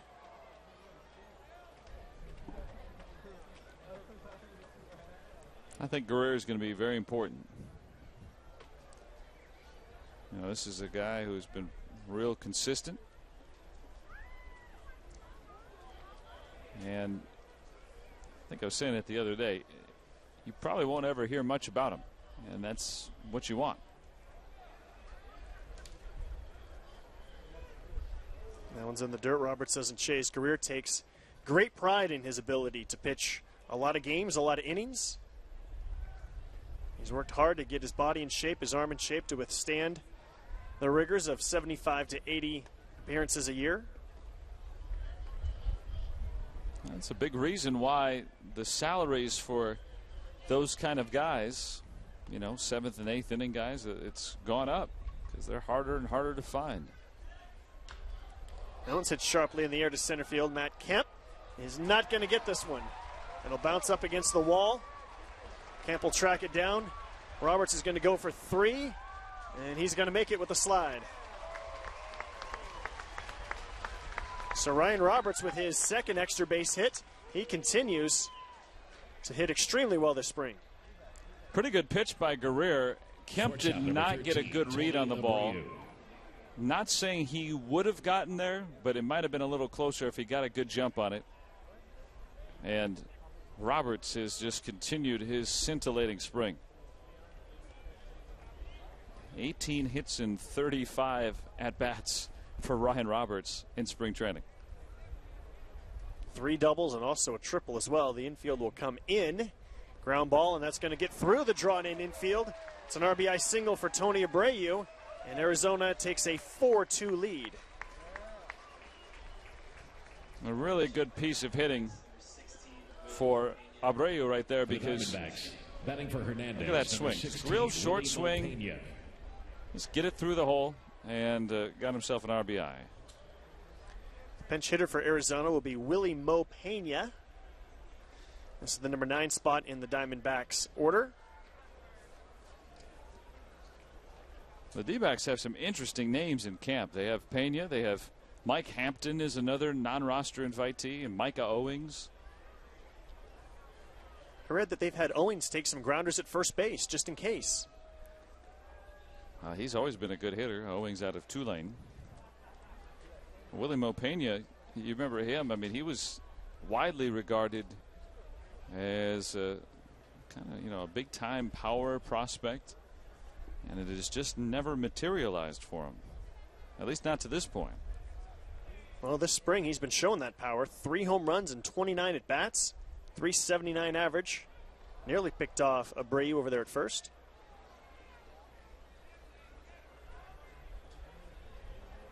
Pena trying to find his way on this Diamondbacks roster.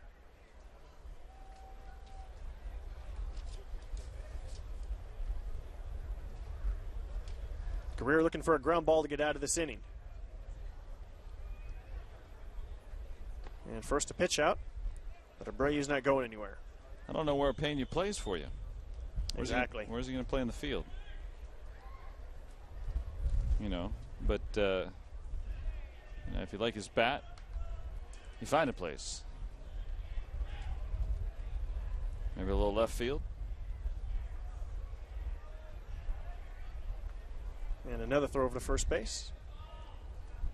I'm curious to see how much Kirk Gibson's going to run, what his strategy is going to be. We saw him again in the second half last year. He took over June 1st. A.J. Hinch went 31 and 48, and then Gibson was only a little bit better, 34 and 49.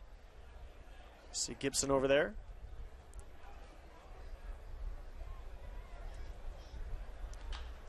That one's skied in center field, but Matt Kemp's got a beat on it with the shades. And there's 2 away. I think, the one thing we've already seen is Kirk Gibson is going to be second baseman aggressive 18, in his approach to getting the team to play the right way. I don't know how it could not be that way because, Gibby in his playing career and as a coach with Detroit and here in Arizona too, I mean, that's just who he is. And so I think either guys are going to really adopt that style and really relish it, or you're going to find out who the softer guys are and you can weed them out pretty fast. This is Willie Bloomquist, another pitch out. Well, one thing that Gibson did that caught the attention of players and media, he said no cell phones in the clubhouse. If you're going to talk on the phone, step outside of the clubhouse. He didn't like the way that Arizona prepared last year. He thinks it's just rude to be talking on the phone in the clubhouse. So no cell phones, no talking on the cell phones in the Arizona clubhouse. And last weekend he was quoted as saying, talking about the Diamondbacks 5-17 spring training, "I'm ready to be impressed, I can tell you that." So, I mean, no nonsense guy. And, we'll see how the team responds to it, but certainly after losing almost 100 games last year, nowhere to go but up. 1 run is in. 1 batter is on base. 2 away here in the 7th. And that misses 2 balls and 1 strike. Gibson said that he quotes Sparky Anderson and John Wooden almost every day. Those are 2 good guys to quote. Learned folks. Kevin Towers says that Gibson reminds him a little bit of Bud Black, the Padres manager, and a little bit of Bruce Bochy, the former Padre manager, now, of course, with San Francisco. Runner was going. That one's fouled back. Well, Kirk Gibson was initially compared to Mickey Mantle. A lot of people think it was Sparky Anderson that first did that, but I was reading a Sports Illustrated article the other day, and his first manager with the Tigers in his first Major League Spring Training, Les Moss, had made that first comparison as a player. Gibson played football at Michigan State, and baseball was almost a second thought, but he was such a natural at both that baseball came so easily to him that you could see where the comparisons, the power and the speed like Mantle had. And he played so hard that he often got hurt, like Mickey. Yeah. Gibson played the game of baseball like a football player. A long pause by Guerrieri. He's going to step off. I love the old highlight of Gibson at second base, scoring on a wild pitch from second base to win a game, and a very enthusiastic celebration with his Dodger teammates. He set the tone that year, 1988. The famous story that Jesse Orozco had put pine tar in his hat. Gibson didn't like the practical joke that was being played on the new guy. Fly ball to center field. Matt Kemp's going to be there.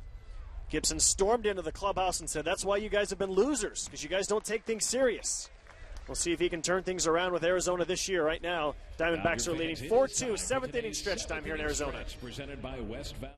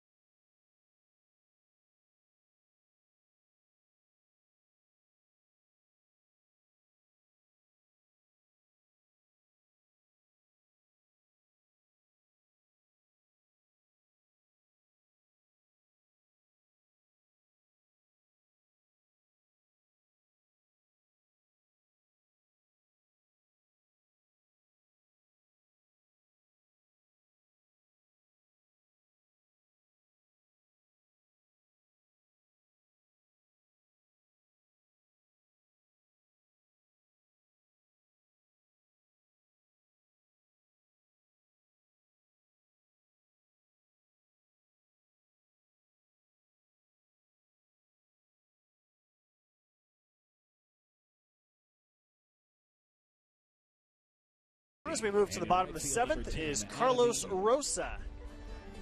And Rosa's so far in the spring a 3.18 ERA. The right-hander no record. On for the seventh time out of San Francisco de Macorís, Dominican Republic.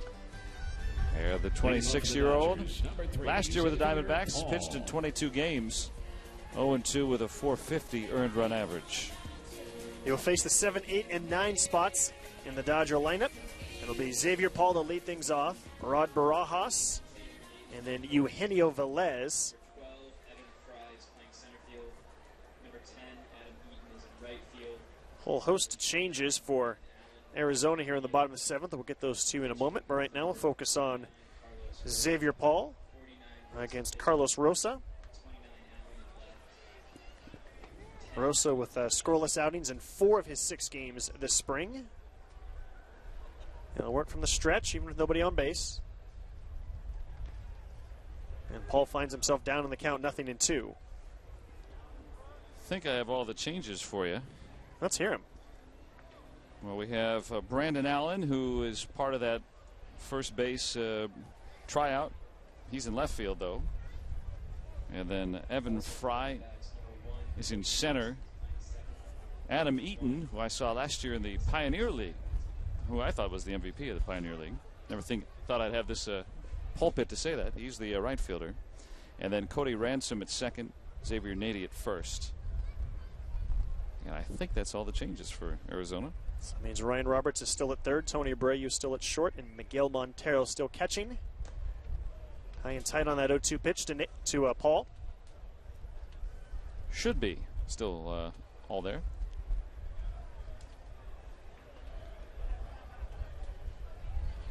Not too often you have a game at 2 Xavier. Xavier Nady at first base, Xavier Paul in the batter's box. And now it's even at 2 balls and 2 strikes. All we need is Xavier Hernandez back out on the mound. First at bat of the day for Xavier Paul. Jay Gibbons went 1 for 2.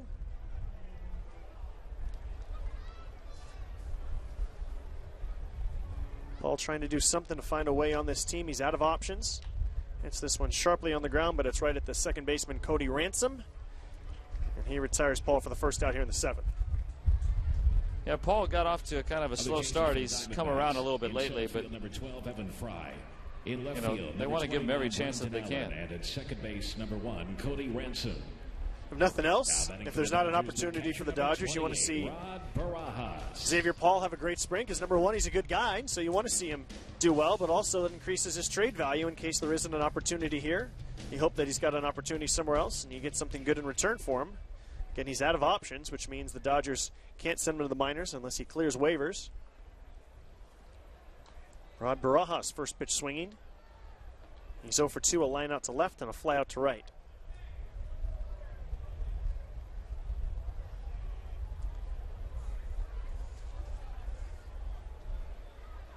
Like most relief pitchers, Carlos Rosa began as a starting pitcher. He was converted to relief in 2009. Tommy John guy back in 05. He was a big-time prospect with the Royals. He was their minor league pitcher of the year coming off of that Tommy John surgery in 06.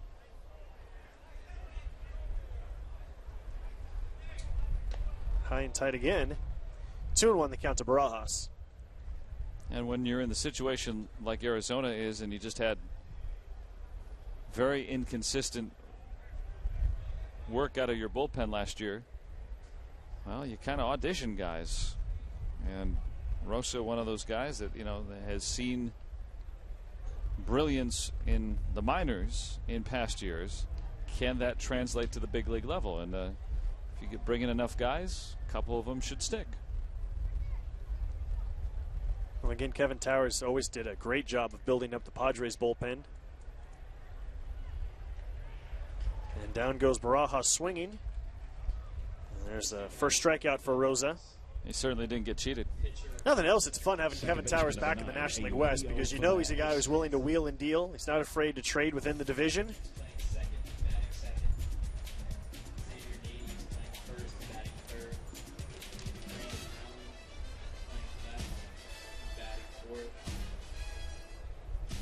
So this is Eugenio Velez, who entered in the 6th inning. This is his first at bat. It's the number 9 spot in the Dodger lineup. And the Dodgers only runs on a 2-run homer by Matt Kemp back in the 4th.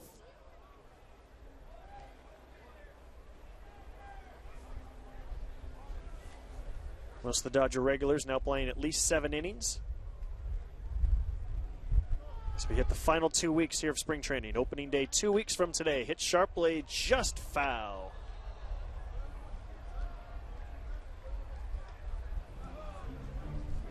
Velez trying to make an impression in a new organization. Comes in just 2 for 22 this spring. Well, that's an impression, but that's not the one he probably wants to make. I think the Velez was going to have to do something extraordinary to make this team as it is. But he provides good depth for the organization. And if nothing else, you know that he's a guy who can play a lot of positions. Can be a good pinch runner if he gets called up at some point during the season. Sounds like all those college media guides where the, you know, the 60-year senior walk-on provides depth.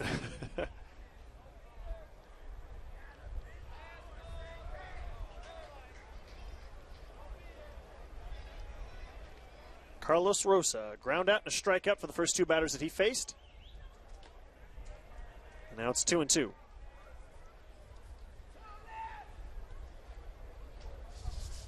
No radio or television tomorrow as the Dodgers will be in Scottsdale to face the Giants. But then Vince Scully will be here in Arizona to do Saturday's game against the Brewers from Camelback Ranch. The voice of summer will be here on Saturday. Called strike 3. Velez goes down looking. It's a 1-2-3 bottom of the 7th inning for Carlos Rosa. And so the Dodgers still trail by 2 as we head to the 8th inning. Looking for a way to entertain.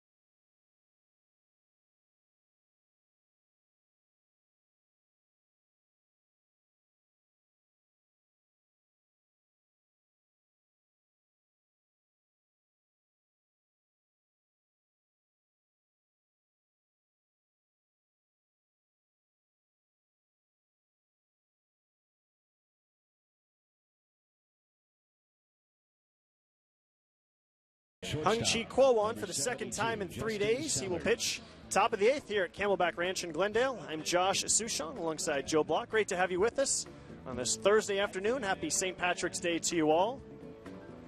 Kuo will face the 2, 3, and 4 spots in the Arizona lineup. He is the 4th pitcher of the day for the Dodgers. And it's good to see Hung-Chi out there. Second time in 3 days, Joe. Yeah, this will be the first real true test for him. Leading off for the Diamondbacks, in terms of pitching a couple of times in a short period. Really the first test for any pitcher to really be in kind of a regular season role, and that is pitching twice in 3 days. We haven't seen Broxton pitch back-to-back days yet, or even 2 out of 3. And the starters aren't fully stretched out yet, so Kuo will give it a whirl. So here's Cody Ransom, and he'll always have a huge place in Dodger lore. As he hits one into right field, first pitch swinging. That's Gabe Kapler who's out there, and Kapler will make the catch for the first out. Of course, it was Cody Ransom's error that kept the inning alive when the Dodgers scored 8 runs on the last day of the season, capped off by Steve Finley's grand slam. Ransom was at shortstop then. He was considered a very good prospect for the Giants at the time. But after that, kind of fell out of favor with the organization. He's bounced around to a bunch of different organizations, more of a utility guy now. So here's the new defense for the Dodgers. Xavier Paul is in left. Tony Gwynn Jr. has come into center. Kapler you just saw in right. On the infield, it's Juan Castro at third, Justin Sellers at short, Velez still at second, Hector Jimenez is at first, as that one's hit into left center field. Paul and Gwynn, and it'll be Gwynn taking charge for the second out. Well, I wish that I could tell Tony Gwynn that his Aztecs are up by 15 in the NCAA tournament. I knew you'd be watching it. It was just a matter of time before I snuck that in there. Tony saying that he was talking to Kirk Morrison, the former Raider, now I believe at the Carolina Panthers, I want to say, in the NFL. Morrison made the trip out to Tucson, about 2.5 hours from here, to watch San Diego State. This is Brandon Allen. Takes a called strike. Allen's a good-looking hitter.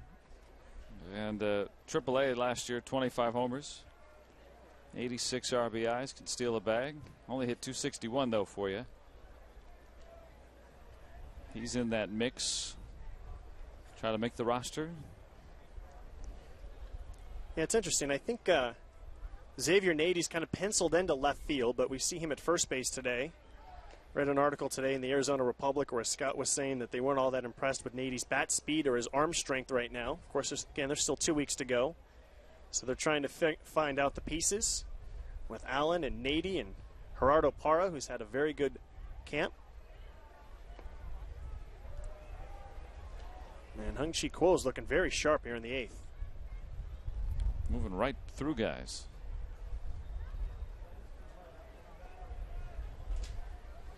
And again, you can't say it enough that Hung-Chi Kuo, not hurt, nothing wrong with him, just on a different throwing program than the rest of the pitchers. But now he's getting pretty close to everybody else.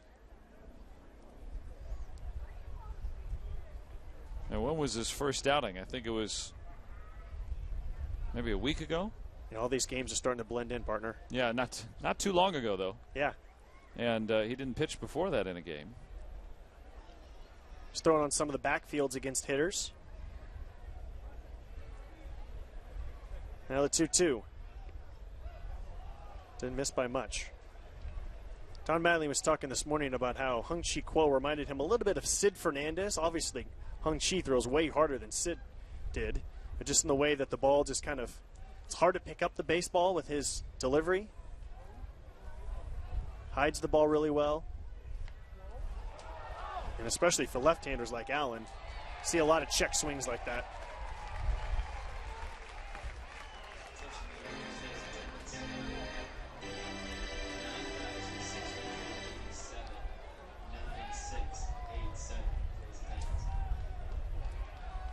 Brandon Allen here with the count full.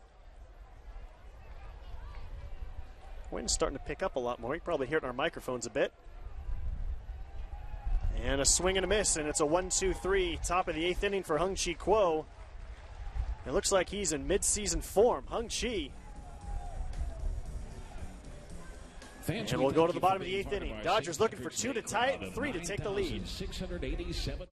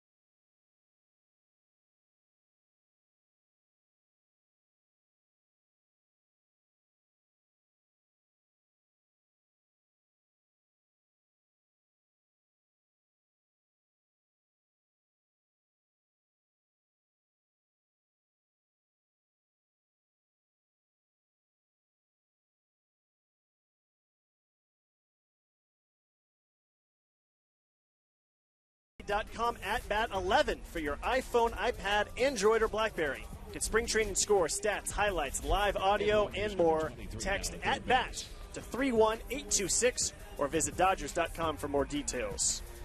Bottom of the 8th inning here at Camelback Ranch. Dodgers with 7 hits but just 2 runs. They trail 4-2. Be the top of the order for the Dodgers, and they will face right-hander Rafael Rodriguez, who is new. On for the Dodgers, On for the 7th time in the spring. No record, a 150 earned run average. Rodriguez, 26 years old. Came over to the Diamondbacks in the middle of the season last year in that haul for Danny Herron.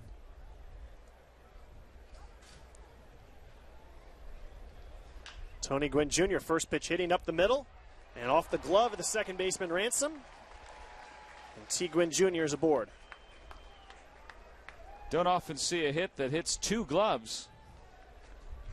Well, that's what happens right there for Tony Gwynn. That'll bring up Juan Castro.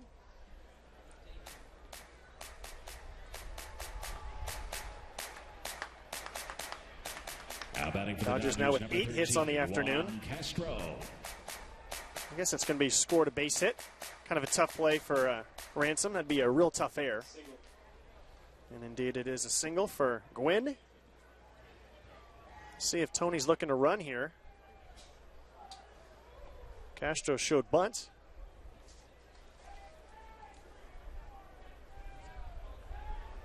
Gwynn 6 for 6 in stolen bases this spring. Being held on by Xavier Nady. Down 4-2 in the 8th in a regular season. I don't think you're going, but this is practice. And Rafael Rodriguez, if nothing else, practicing his pickoff move over at first.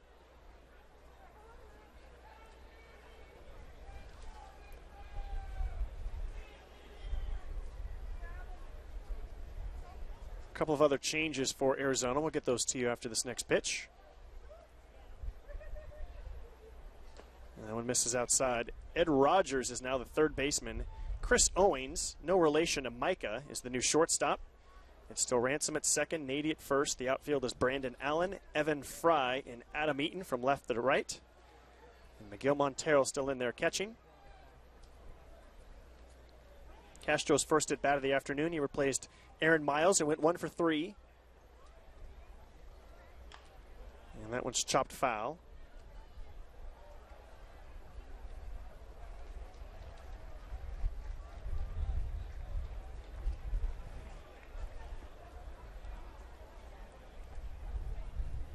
Well, the question about Castro is he going to hit?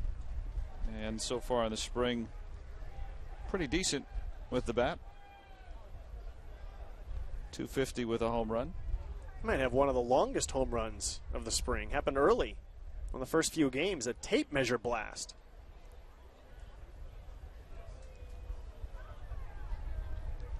I think Trent Olchin's home run a few days ago in Surprise, probably the longest. Matt Kemp's today was pretty long as well. The 1-2 hit on the ground. That's going to get through the hole and into right field. Gwynn takes a big turn, and he'll get back to the bag. So first and second, nobody out. We'll see if the Dodgers can put together a rally here and pull this one out. Nice piece of hitting by Castro. Not trying to do too much. Has that hole open on the right side. Just slap it through. Runner at first, so that means first baseman holding on the runner. You got some extra real estate out there. And Adam Eaton, First baseman number 79, Hector gunning in a Jimenez. throw. Making sure that Tony Gwynn minds his P's and Q's. So that's Hector Jimenez, who's gotten a lot of playing time this spring. Rightfully so. 304. He's listed as a catcher. We've seen him play a lot of first base this spring. That's what he's doing right now. He replaces Andre Ethier, who went 1 for 3. A single and a run scored in the fourth for Andre.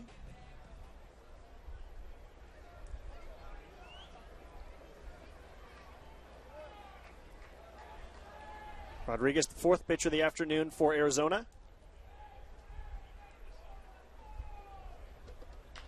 First pitch swinging down the left field line. This is a long run for Brandon Allen. Will he get to it? It's gone. A home run for Hector Jimenez. Just inside the fair pull down the left field line. And just like that, the Dodgers have taken a 5-4 lead.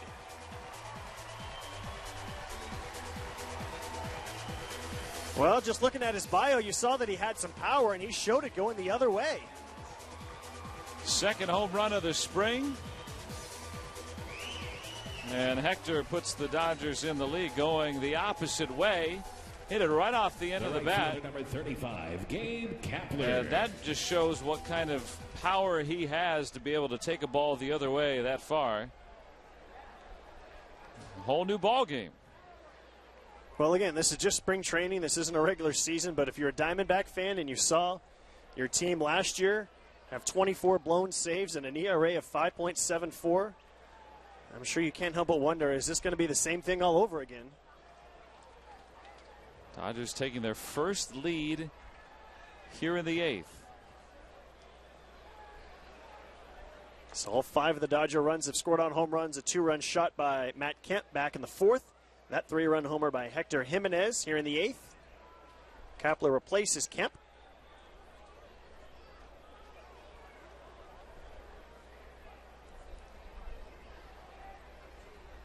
And that one's driven well to left field.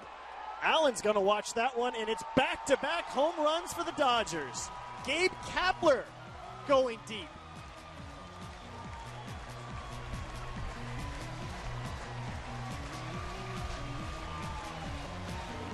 Gabe's first of the spring. And the Dodgers looking really mighty against Rafael Rodriguez here in the eighth inning. The catcher, number 17, A.J. Low fastball, Ellis. knee high. Has a chance to extend right over the plate. And some souvenirs for the faithful sticking around here in the eighth inning. So the Dodgers now a 6-4 lead. Still nobody out. And this is A.J. Ellis, who entered last inning. This is the number 5 spot in the Dodgers lineup. James Loney went 1 for 3. And A.J.'s ahead of the count 2-0. Yeah, you said it, Josh. I mean, you know, the Diamondbacks fans have been on edge as it is. The team has the worst record in all of spring training. Not that that really matters, but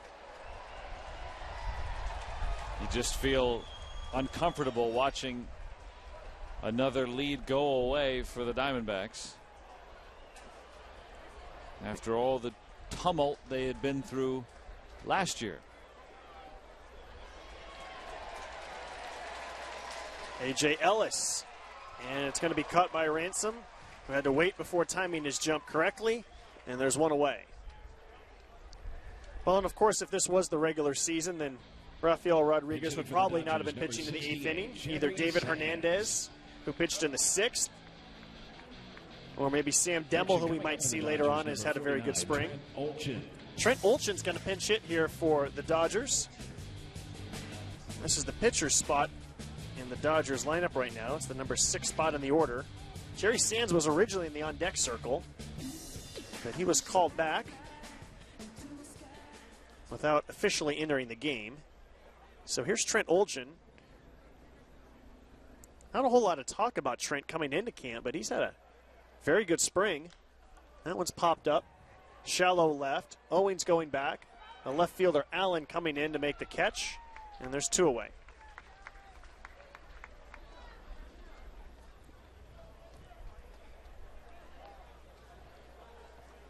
So here's Xavier Paul for the 2nd time this afternoon. He grounded out to second base in the 7th. Left fielder number 3, Xavier Paul.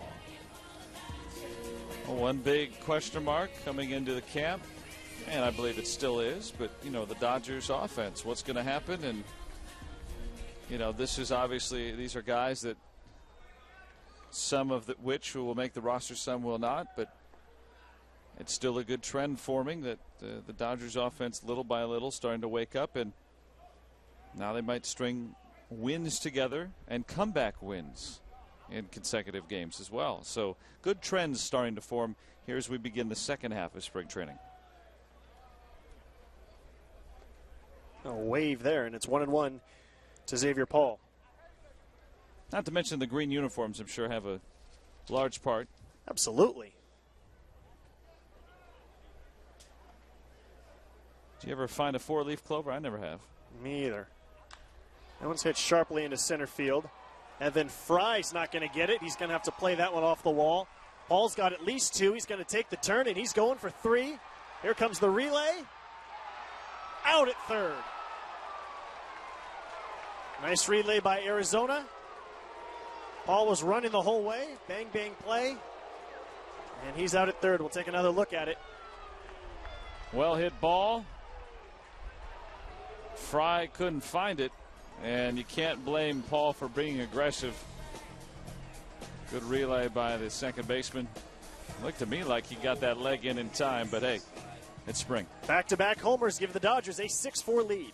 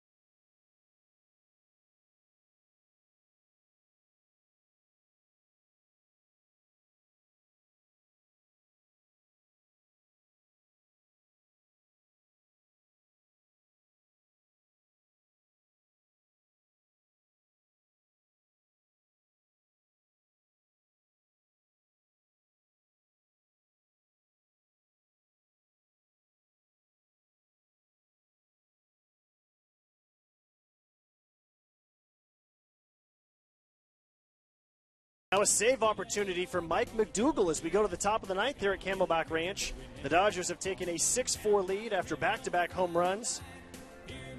And now Mike McDougall on to try and get the save, Joe. Now he has pitched very well this spring, on for the 6th time. has not given up a run, just 2 hits in 4 and a third innings, just 2 walks, and a position with which he's very familiar, closing out ball games.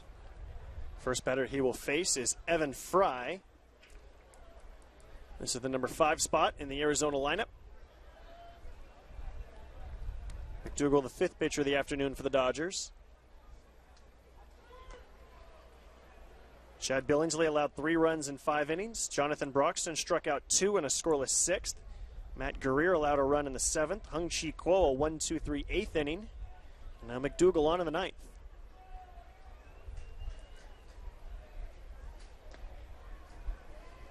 And Mike McDougall making a bid for this roster. He has been a closer before, and not to say that that's what he's trying to be here, but he's trying to be one of those members of the bullpen. And he's talked with him this morning, and he was saying, you know, he credits Rick Honeycutt and Kenny Howell for helping him throw more strikes, making a few adjustments. Right. Right now he's down on the count 3-0, and it's going to be a 4-pitch walk to Evan Fry to begin this inning. Well, you can't look at a lot of numbers in spring training and decipher anything from them, but what you can look at is pitchers' walks, because no matter who the hitter is, if you walk them, that's your fault. And so McDougall has been very good with his control in the spring, and you know, historically he has not been all that good, and so I think that is the breakthrough that the Dodgers are hoping for from McDougall in this spring training. Catcher Miguel Montero going 9 innings on this St. Patrick's Day. He's 2 for 3. Singled and scored in the 2nd, a 2-run double in the 4th. Also fouled out to the catcher in the 7th. Well, let's hope he only has to catch 8.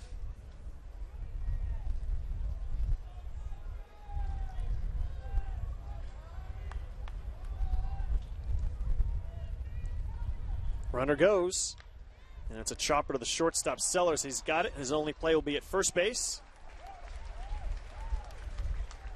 And so the runner advances to second base, but they get 1 out here in the 9th.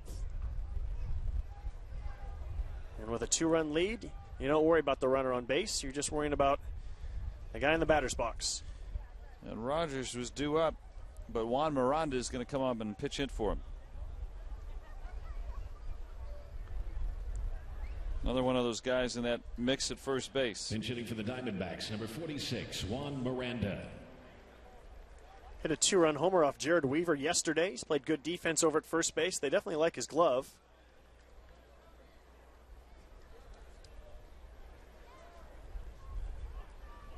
And this could be a spot that Miranda finds himself in, even if he does make the team, even if he is the everyday first baseman. He could find himself coming up in the 9th inning, a chance to tie the game with 1 swing of the bat.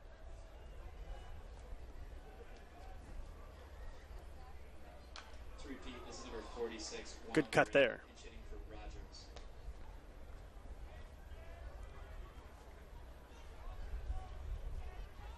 Dodgers tomorrow will be in Scottsdale. No radio, no TV for that one. And again, Vin Scully will be behind the microphone Saturday here at Camelback Ranch as the Dodgers take on the Milwaukee Brewers. A lot of new billboards popping up around Los Angeles. We saw on the great blog, Vin Scully is my homeboy. They've had pictures. And one of the best ones that we've seen, it's a photo of Vin. It's taken from behind him as he's out, looking out at a game, calling the game. You see the field in the background. And the words simply say, it's time for the voice of summer. And that billboard is up at Beverly Boulevard and Council Street in L.A. And there's another one of him up on Venice Boulevard. And the voice of summer will be here on Saturday, and can't wait to see him. My only regret is I'm leaving tomorrow, go back to L.A. The voice of summer will be calling a game in winter. Still winter for a couple more days. Now the 0-2 on the way to Miranda. That just missed outside. A couple of the other good billboards, by the way. There's one of Andre Ethier. It says, it's time for going home, as he's swinging, because we know that he's famous for the walk-off hits and home runs. That one's on the 5. And there's one that simply says it's time for Dodger baseball. You see two fingers pointing up to the sky, and that's what Matt Kemp does after hitting home runs. And he hit his third one back in the fourth inning, a 2-run shot. There's one of Fernando looking up to the heavens in his windup. I really like that one. Yeah. That one's really cool. Black and white, and that one's up in Colton. So we'll see a lot more of those billboards up around Los Angeles to help get us fired up for the season exactly 2 weeks from today. I really like that.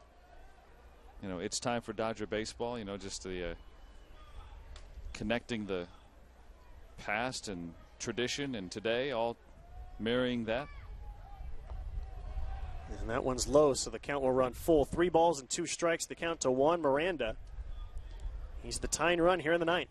Let's not overlook what McDougall's doing here, because if he comes in the 7th inning up a couple of runs, you know, it's the same kind of scenario right here, and you can't put guys on via the walk the leadoff man.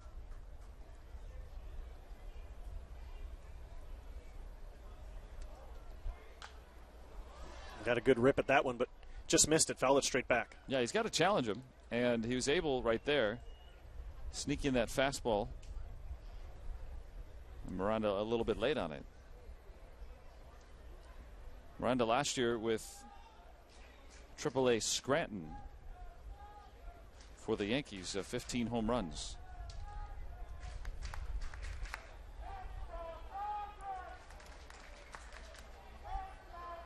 So the count remains full. 3 balls, 2 strikes, 1 out here in the 9th. McDougall trying to save this one for the Dodgers. Give them a 2-game winning streak here in the spring. Not that it matters anything other than we get to hear Randy Newman again. But first, A.J. Ellis is going to make sure that they're clear on their signs and what pitch they want to throw.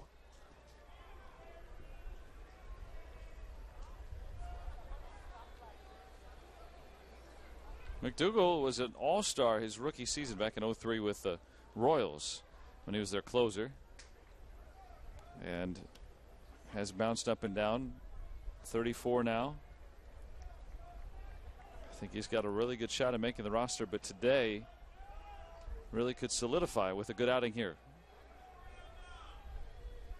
And he misses ball 4, so 2 walks in the inning, and that's always been the concern with McDougall. The stuff has always been electric, but can he throw enough strikes? Shortstop number 8, Chris Owings. And both base runners reaching via the walk. And remember, you know, it doesn't matter who the hitter is. I mean, he's retired Montero, a big league catcher and a pretty good hitter, but he's walked Evan Fry and Juan Miranda. So where does that leave you? Well, now you're in a pickle. Leaves you needing a ground ball to get a double play to end this ball game. How about that? I'll take it. And that might have got a piece of him. It did. Chris Owings is hit by the pitch. And now the bases are loaded. With still only 1 out here in the 9th. And I'm curious to see here. What was this? The fastball. Yeah, right on the elbow. And remember, the 3 guys that he has allowed a free pass to, none of them have appeared in the major leagues. And Rick Honeycutt's got to come out and settle McDougall down, because in this type of a situation, you can't hurt yourself. And, you know, that is the worry. So Honeycutt will talk it over with McDougall and all the infielders. Adam Eaton. And this guy, Adam Eaton, who's coming up, he's just a little spark plug type, but I saw a lot of his games last year in rookie ball, and he was one of the more electric players that you can see. So he's got a little pop in that bat. And he's going to start ahead with a count 1-0 as McDougall missing again.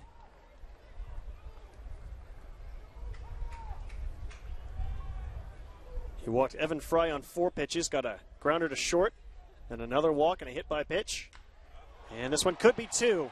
And it will be 2, and the Dodgers will win it. Sellers with the catch, Velez with the tag, and the Dodgers are victorious over the Arizona Diamondbacks here at Camelback Ranch. I don't know. It's only March 17th, but it got my heart pumping a little bit. McDougall made it interesting for us. He still got himself the save. Hung Chi Kuo gets the win. The save goes to Mike McDougall, who made it interesting. A 2-run homer by Matt Kemp, a 3-run homer by Hector Jimenez, a solo shot by Gabe Kapler. And the Dodgers are victorious 6-4. Tommy Lasorda must be happy here on St. Patrick's Day as the Dodgers win here over Arizona. For Joe Block, I'm Josh Sushan. Again, Vin Scully behind the mic Saturday from Camelback Ranch. Vin will take over Saturday. Good night from Camelback.